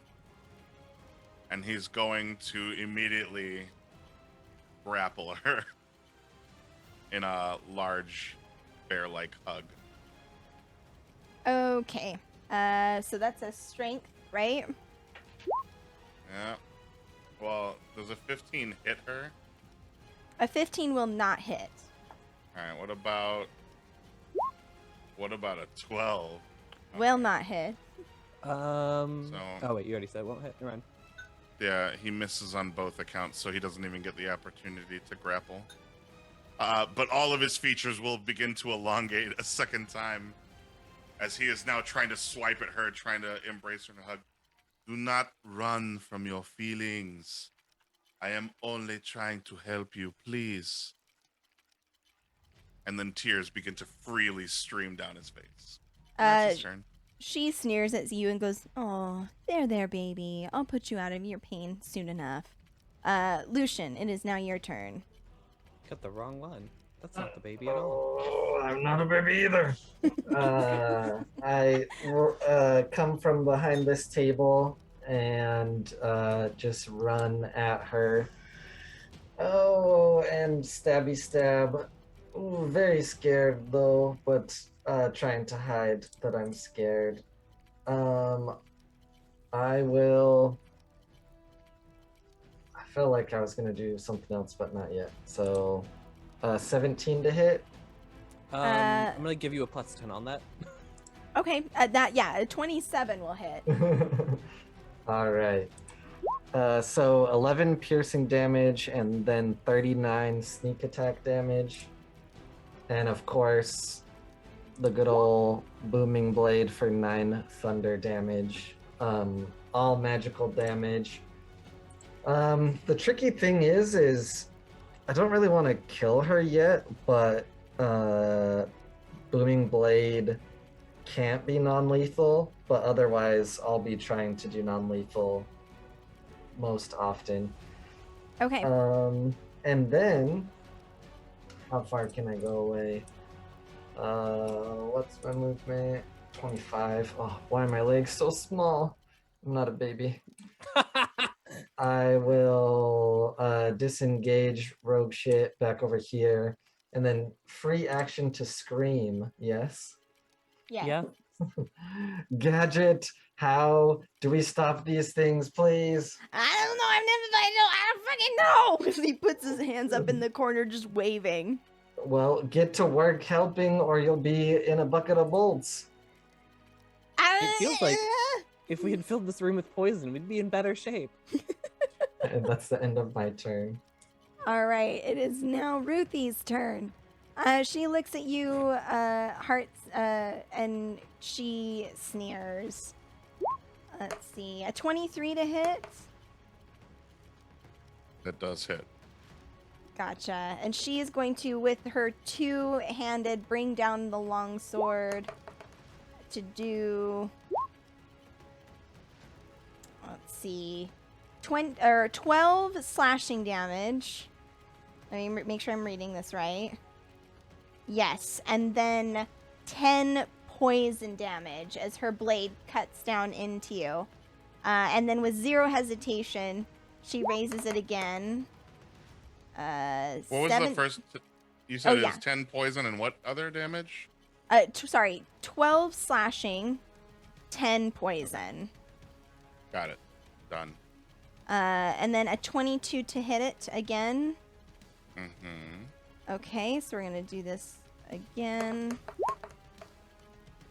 So that is 10 slashing damage, 16 poison. And we're gonna go one more time, and she is not gonna hit with the 10. As she tries to arc her blade back around to cut at you one last time. And that is going to be her turn. Next up is this guy who is going to do some cool shit. It's going to move forward to I can measure, everything's fine. Yeah. Here. Help, please, no. He's gonna try and hit. 22 to hit. Yes. And an 18 to hit. Yes. Oof. Oh. That is going to be 13 bludgeoning damage total. What was the first one? Because I can have the first one. 8. So it was 8 and then 5. Okay. Okay.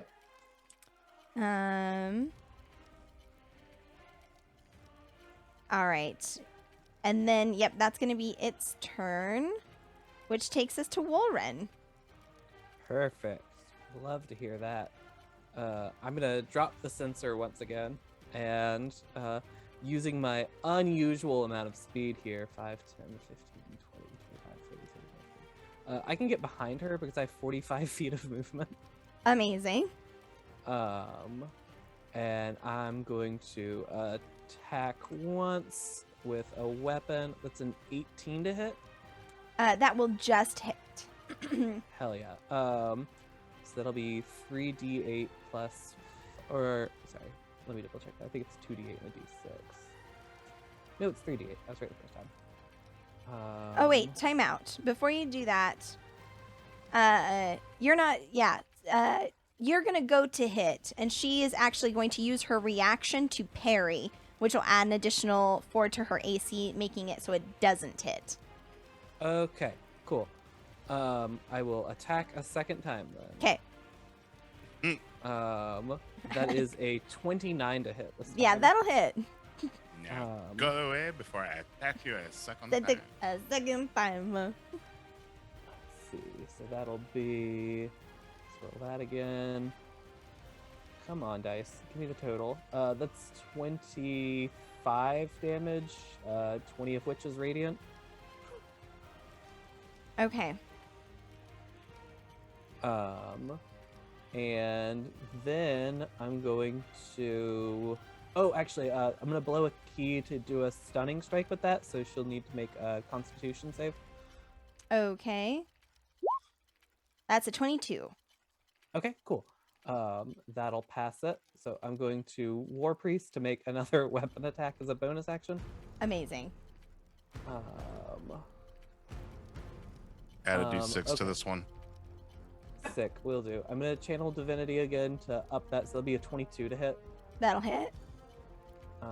Okay, so 2d8, and then I get to add a d6 to it this time.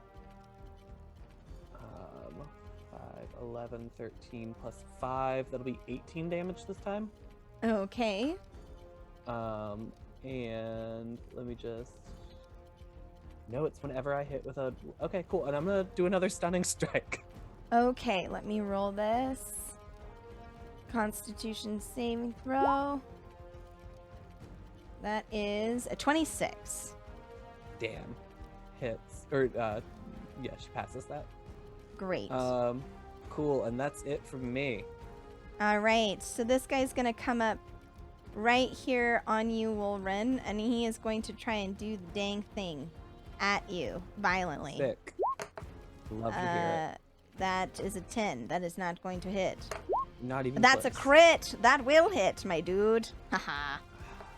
That hits. Let's see. And that is going to be 12 bludgeoning. Is that really it? God damn it. 12 bludgeoning as it brings that down. Sick. Love to hear it.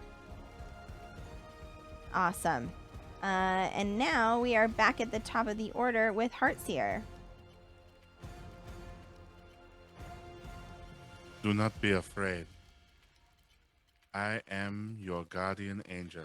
I'm going to make another attempt to grab this fucking bitch. 24 to hit. That will hit. Grappled. Okay. And then I will, since she's grappled. Oh, you can use my. Yeah, it's on my next turn. Okay, in that case, while she's grappled, I'm just gonna fucking hit her. Okay. And binga banga boom. That's 12. Yeah. Oh. No.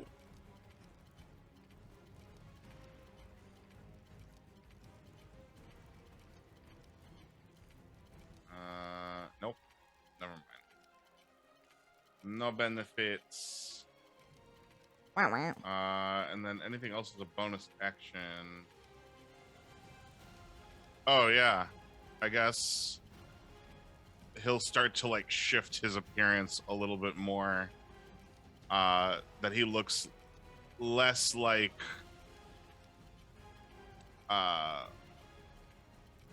what did we say he was? Oh, he looked less like a cow, less like a bull, and more bear-like as his like snout elongates, and his teeth start to grow out a little bit more. Very cool. Very cool. The end. Lucian, you're up. All right. Oh, this is gonna be risky. Oh, I'm going to bonus action to at the start to disengage from this one and run through Heartseer. Since I am a little halfling, not a baby, I will come back to here to attack her. Oh, and do my usual attack. Do as rogues do. 25 to hit. That will hit. All right. 10 piercing damage, 28 sneak attack damage, and 10 thunder damage from Booming Blade. Oh, unfortunately, I'm stuck here now, and that is the end of my turn. All right, which means it is her turn next. She grimaces at the onslaught and kind of wipes away some sweat from her brow as she's going to try and hit you, Heartseer. A 26 to hit. Yeah, a 26. Yeah. Misses. Are you actually waiting for my response on that? Yeah. Take 10 slashing damage and 8 Yes. poison. You tremendous a-hole. 26 hits me. All right. Okay. What about that one's not Scamp. gonna hit? You. How about a 20? That is my armor class that hits. Awesome. So take 15 slashing and then a whopping 14 poison. I have never been more calm.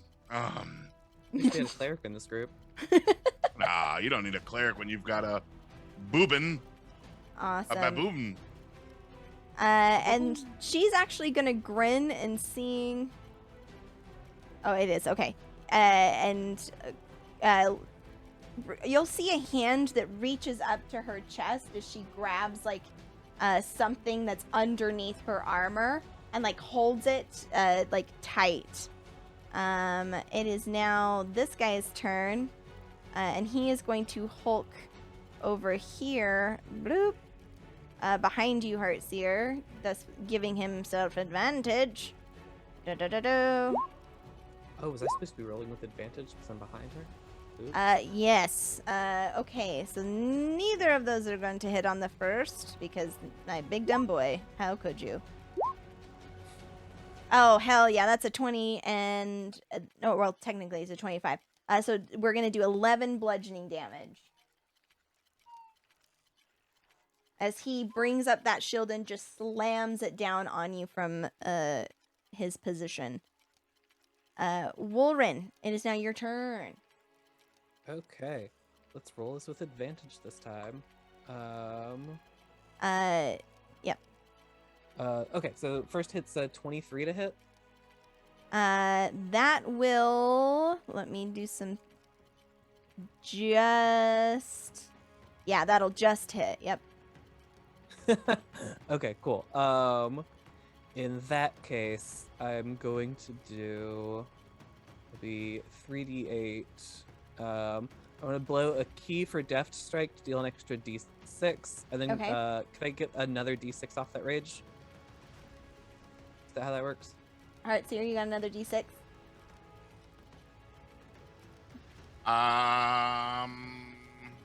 Another can say d6 no. for you, homie. I'm looking for it. So many rage options. Yes, there are 2 more left. Great, I'm gonna grab one. Done. And all of that will be, that's going to be 28 points of damage. Okay.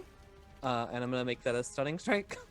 So she'll Okay. make a con save. Yep. I hear you, bud. Oh, that's the wrong person. Time out. I was like, what?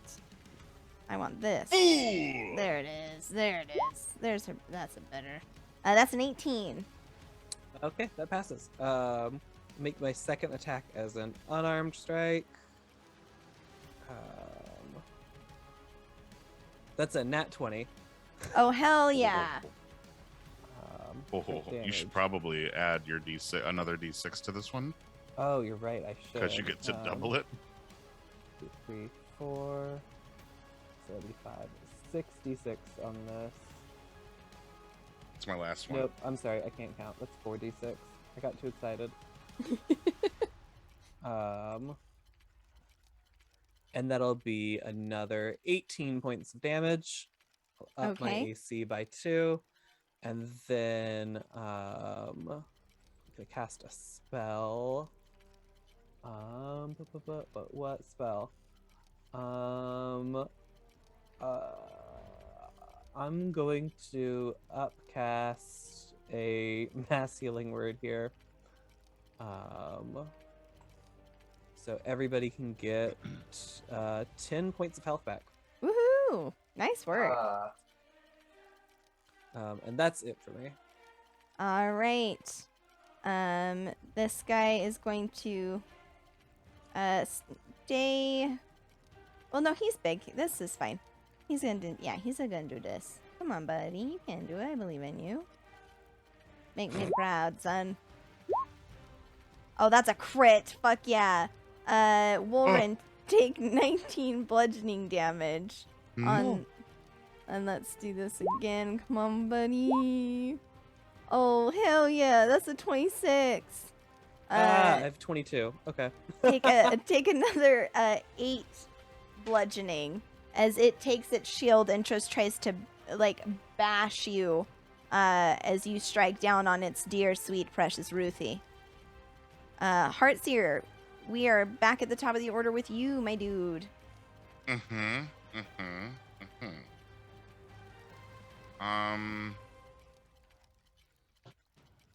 I'm an idiot. Okay.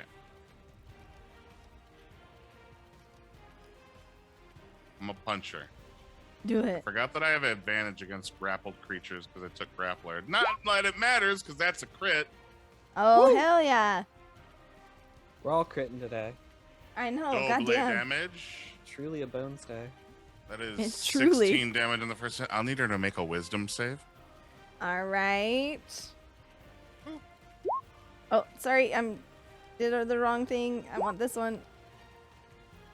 That was a crit. Holy shit. So 20.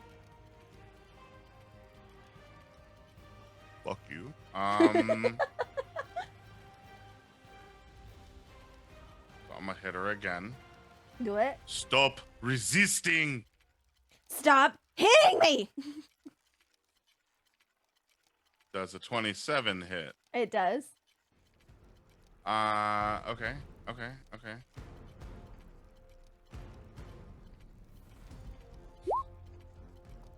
She takes 6 damage. And I need another wisdom save. Just make her make Okay. a save on every single attack. She can't I pass all should. of them. I mean, Ooh, that's what a I've been doing. 15. yay! We're gonna take another D12 damage. Psychic damage as he whispers in her ear, "It's not your fault." As you whisper, like you slam into her, she screams to stop hitting, like just enraged, like at you, and you lean in and whisper, you know, it's not your fault. As you do, you watch as her head snaps back, and her eyelids will flutter gently, and tears will spring into the corners of her eyes and fall down her red cheeks as she takes a breath and goes, "But I hate him." And she will slump forward to the ground, defeated. Hot diggity. We should probably finish dealing with these giant motherfuckers. You hear from the corner where Gadget has just been like, "Oh God, it's bad! Oh God, it's bad!" He'll scream out. He's like, "Wait! There's gonna be a control mechanism that's somewhere on her body. They gotta be coordinating coordinates from somewhere. There's gotta be something on her body." Great, we look for it. Great. But it is Lucian's turn. Yes, make them stop. That is why I stabbed this lady the whole time and ran away from these big things. I don't want to fight them. I think because I'm using natural weapons, I can use my bonus action to make a third attack. Can I just like shake her and see if anything falls loose? Yeah. Can you roll to hit? Roll to hit to see how hard you're able to shake it. I will catch stuff. It's a 23 hard. Okay, you kind of You shake the rest of the life out of her. you're you monster. shaking soft all 20. of the feelings out of her, and nothing actually falls from her. Like, what you'll see is there is an amulet that slips out from underneath her armor and will dangle from her neck. Well, That is what you see. I catch it. Is this what we are looking for? Okay. Yes, I believe so. This turn. So, Lucian, it's gonna take your action to try and get this amulet off of this dead woman's head that Heartseer is just shaking around. Yep. I'm going to, while I'm slipping the necklace off, I'm going to raise one of her arms towards the constructs and be like, "No, please don't hurt them. They are my friends now." And then I'll wear the necklace. And that's my turn. We totally just weekend at Bernie's, these shield guardians. You put this amulet on your body, and what's your heart's desire in this moment, Lucian? Like, Oh, truly. boy. Parents back. I want my parents. I want my father back, you son of a bitch. These robots are about to be mom and dad. Does it relate to this? I just need you to tell me what does Lucian want in this moment more than anything. Oh fuck. Shield legal guardians. Fucking To be respected. These two guardians will shift as your deepest desire becomes known to them. They will turn and level their shields at Heartseer and Wolren and just lower them with a loud crash, intimidating in their direction.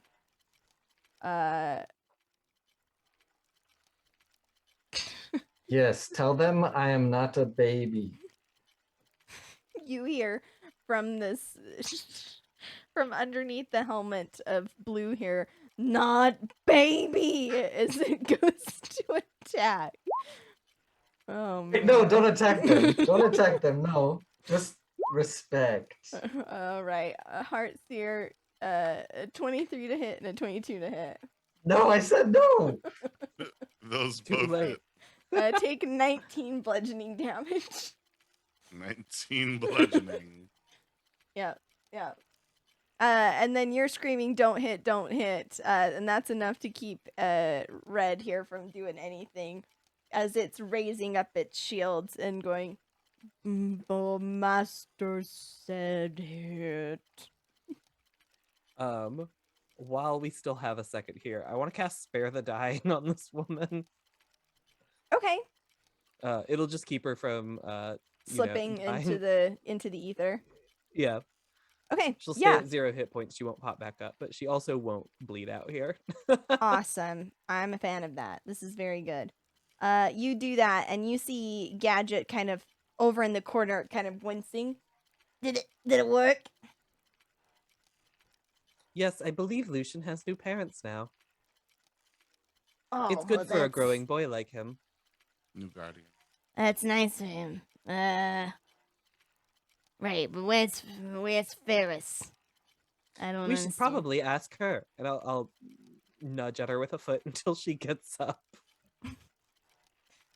Okay, it's gonna take her a little, like, she's at 0, So it's gonna Okay. take her a little while to like come to. Is there anything you guys want to do? I In the can meantime? I can blow channel divinity to get a spell slot back, to get healing word back, to bring her back to 1 HP. All right. Awesome. You do, and she inhales sharply. Um. Her eyes flickering between you. I've chosen to spare your life. You owe it to me now. Fuck. Are you sure you can't just drown me? It'd be a lot less embarrassing. No, your embarrassment's actually part of the deal. Who are you? Who are you with? Oh. We're the holy city of Woolren. We the Zhentarium. You're Zhentarium. Oh, I assumed that was obvious. Yes. You assumed our secret organization was okay. I assumed it was obvious they would be the ones who sent someone to kill you. It's sort of our MO. But who sent you to kill me? Oh, are you asking about Velik Thrawn? Velik.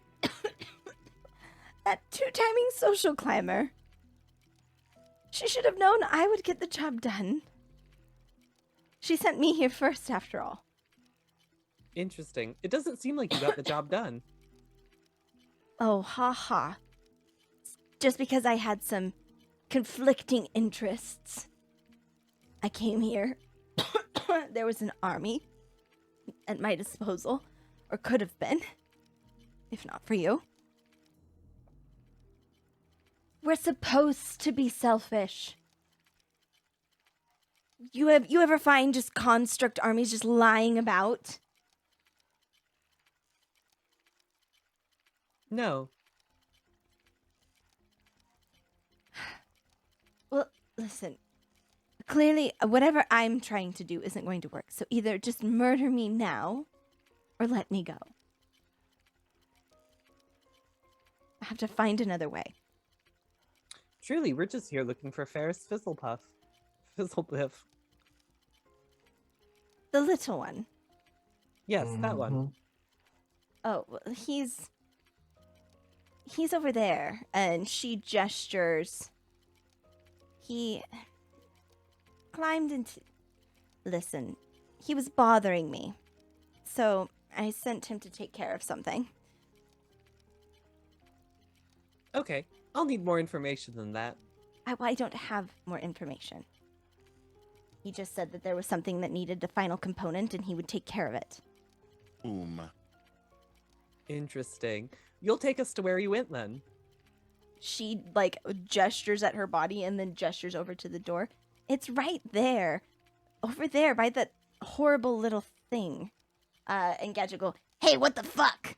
And as he says that, the doors behind him will begin to glow in a bluish hue, rippling down the sides. You'll hear kind of like a loud sound, louder than what you had heard before, as something crashes inside. And a voice will emanate from behind the doors. Transfer complete. Initiating Diabolical Duo Dominion Protocol. Oh no. Interesting. This doesn't seem like a good time for us. The doors will fly open with excessive force as a huge creature similar to what you experienced before, but different somehow, more animated, will step out. Gadget looks up terrified at this thing. Why is that still playing? Stand by.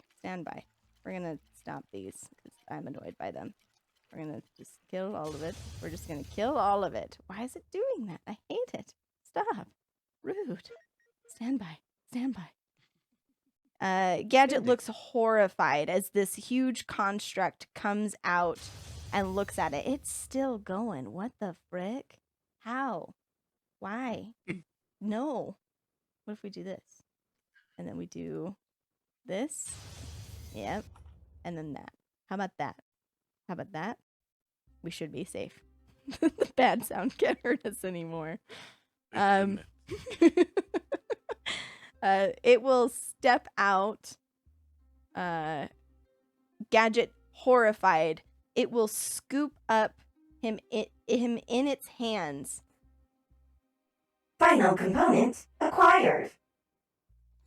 And will swallow him entirely whole. You guys have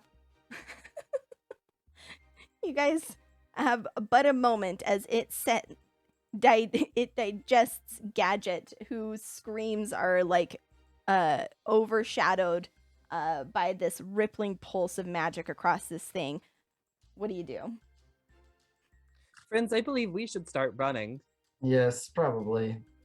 sees Hart, a- I'd pick up the baby and let's get out of here. Don't pick up the Yeah. baby. I No. snatch up the baby. Damn it! Pick and up the lady who's carry wounded. the baby underarm while I hold the tiefling You- overarm. You go to pick all of these things up, and it turns and looks at you and like seems to analyze you and halts.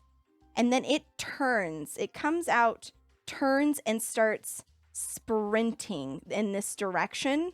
And you notice as you look over here, these are actually massive windows that look out onto a chasm on the other side of this cliff that just into like space. And this construct is going to step out, turn back to you, and like hold a hand up and then throw itself out the glass. Goodbye, Ferris. Into the chasm below. Well, Just- shit.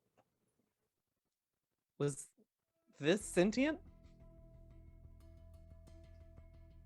Anyway, I think that solves that problem, but we didn't really finish what we came here to do. What the fuck just happened? I don't know. You've been the one locked in here. We assumed you would know. Why should I know? I was just sent here to retrieve the research. And that, I think, she gestures to the massive hole in the window, was the research. Interesting. Seems like we should dump down a chasm. Let's go, everyone. Are We you should pro- crazy? I have slow fall. Yes. We should probably Yeah. check the room first and see if Fizzlepoof's body is there and he transferred himself into that machine. That's my educated guess. Interesting. You'd assume in your education they teach you how to read. We should double check though. Yeah, I might have lied about that. I know how to read. I'm sorry. Are we still planning to escape? Or are we done with the threats? It seems I'm we not are sure alone. anymore. Well, these are my friends now, and I will think really hard about them dancing with me. They will start to shuffle their feet side to side. And one will raise up his hand into a snapping motion. Yeah, we should check that room real quick before we leave. Yeah, let's check the room. Okay. I'm not gonna make you roll for it. You go over, and sure enough, there is a small limp, lifeless form Ooh. of the infamous Ferris Fizzlepiff. His Don't worry, eyes everyone. are wide, This is- and he looks like he died in agony. I Damn, can solve we this. failed. I want to cast Speak with Dead. Oh gosh. Okay. Way of God, way of that. Can you read the deets for me? Yeah, I grant the semblance of life and intelligence to a corpse of my choice within range, allowing it to answer the questions I pose. Corpse must still have a mouth and can't be undead. The spell fails if the corpse is the target of the spell within the last 10 days. Until it ends, I can ask up to 5 questions. Okay. Has to answer truthfully, but they can be brief, cryptic, or repetitive, blah, blah, blah. Okay. you cast this spell, and there's like a shimmering around the form of Ferris, that like kind of shimmers above the body a little bit, like, and you see as those wide, agonized eyes kind of blink. Hello. Was that giant robot just you?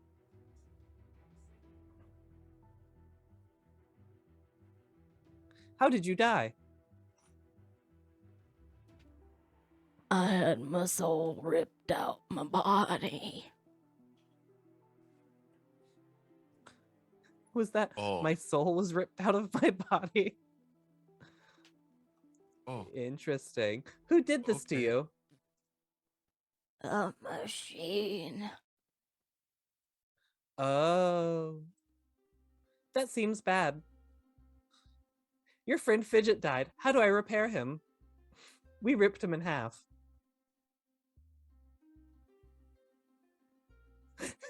You'll have to recalibrate the circumambitron and pull it in on the third light of the fifth moon. Interesting. I'll remember that and understand what it means. Were there any other questions we had for his corpse friends? Do you have any family that we should tell you're dead? Gadget. Oh, Gadget's dead now too. Well, that's just sad. I think that's 5 Artificer, questions. did you have any questions? I think I would very much like to go home. Okay. This Should we has a bury you or should stink we of burn it. you? No, don't offer that. We're going to take the body back to prove that we found him. So, Heart's here. Interesting. Carry I've that already body. asked it. This It will look at hurt you. my feelings. Find yourself a dual-axstrom chroniptitor. Use it on my form so that I might be reborn. The being I was meant to be. Oh, that's too bad. That was 5 questions. I'll probably never find that tool. Goodbye. Grab the body, Heart's here.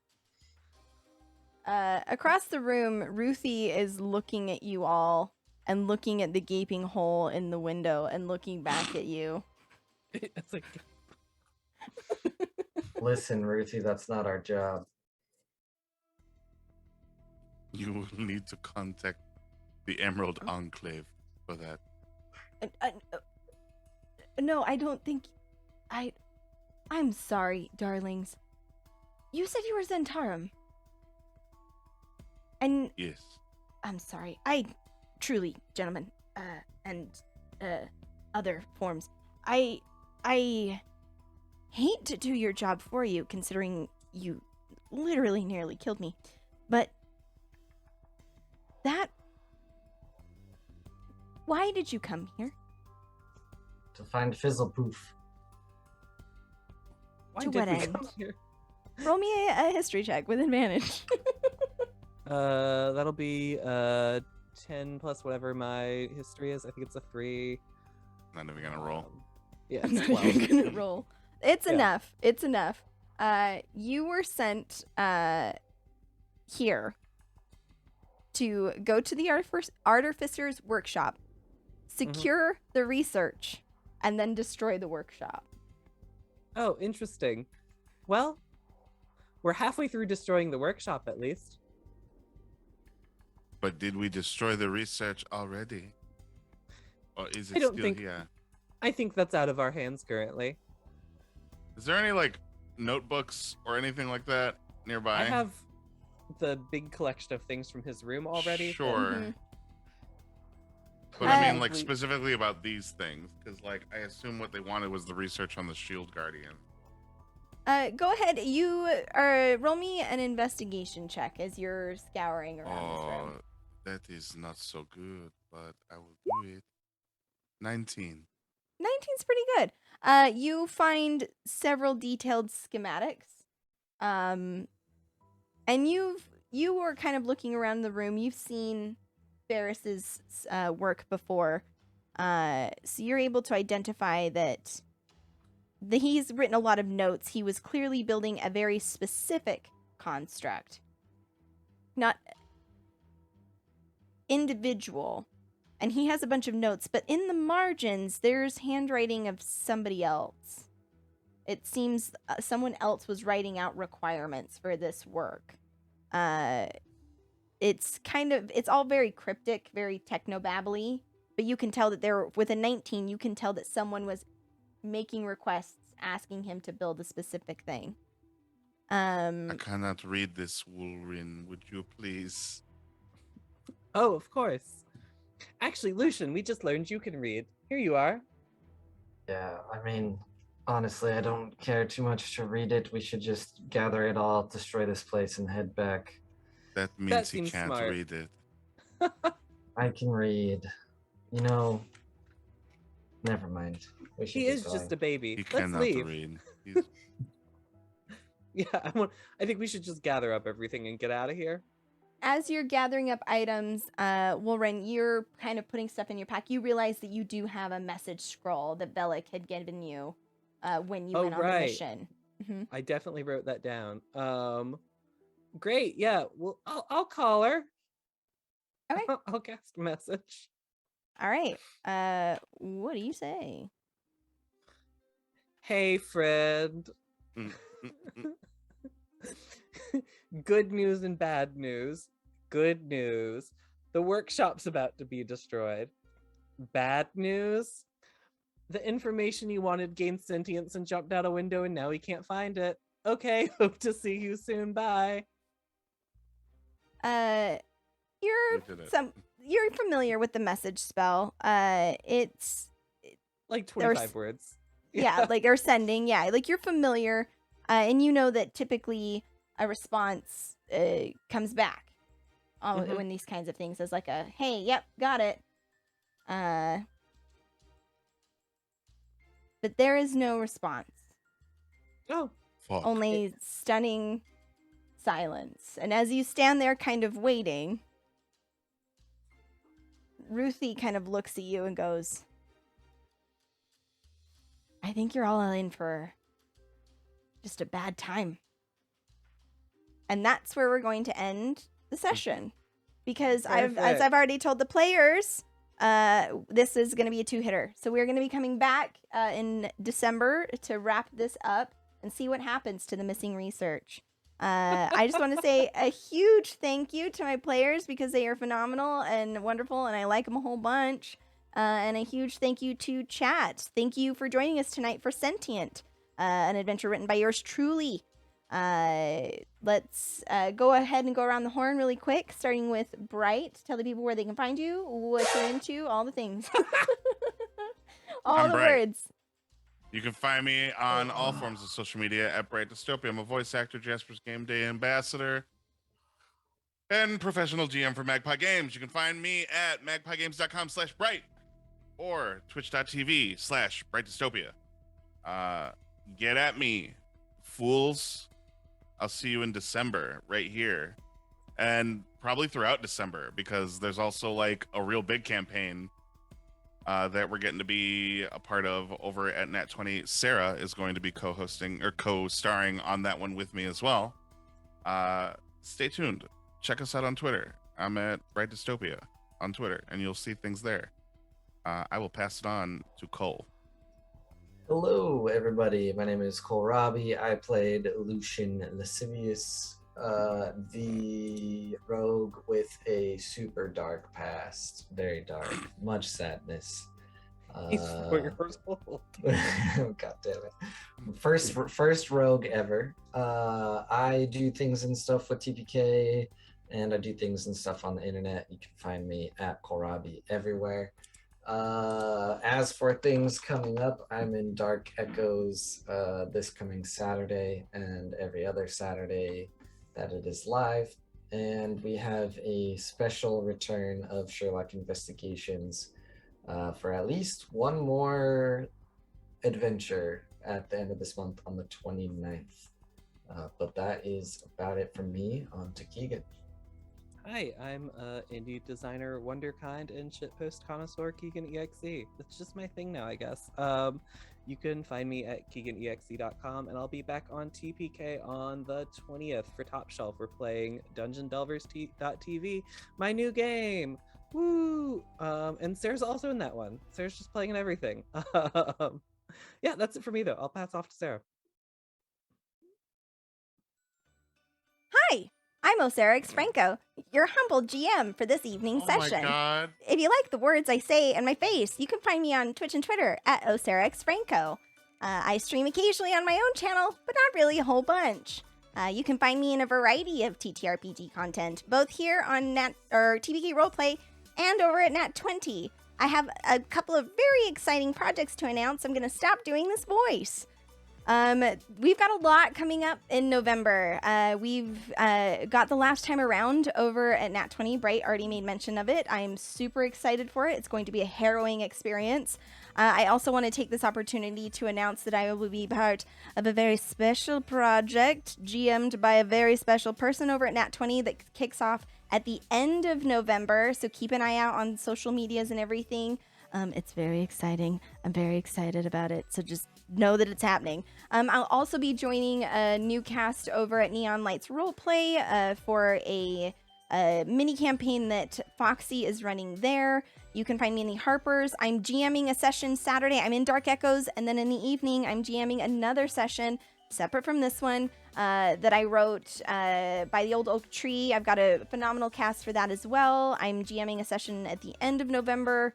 The one I wrote for Iron GM.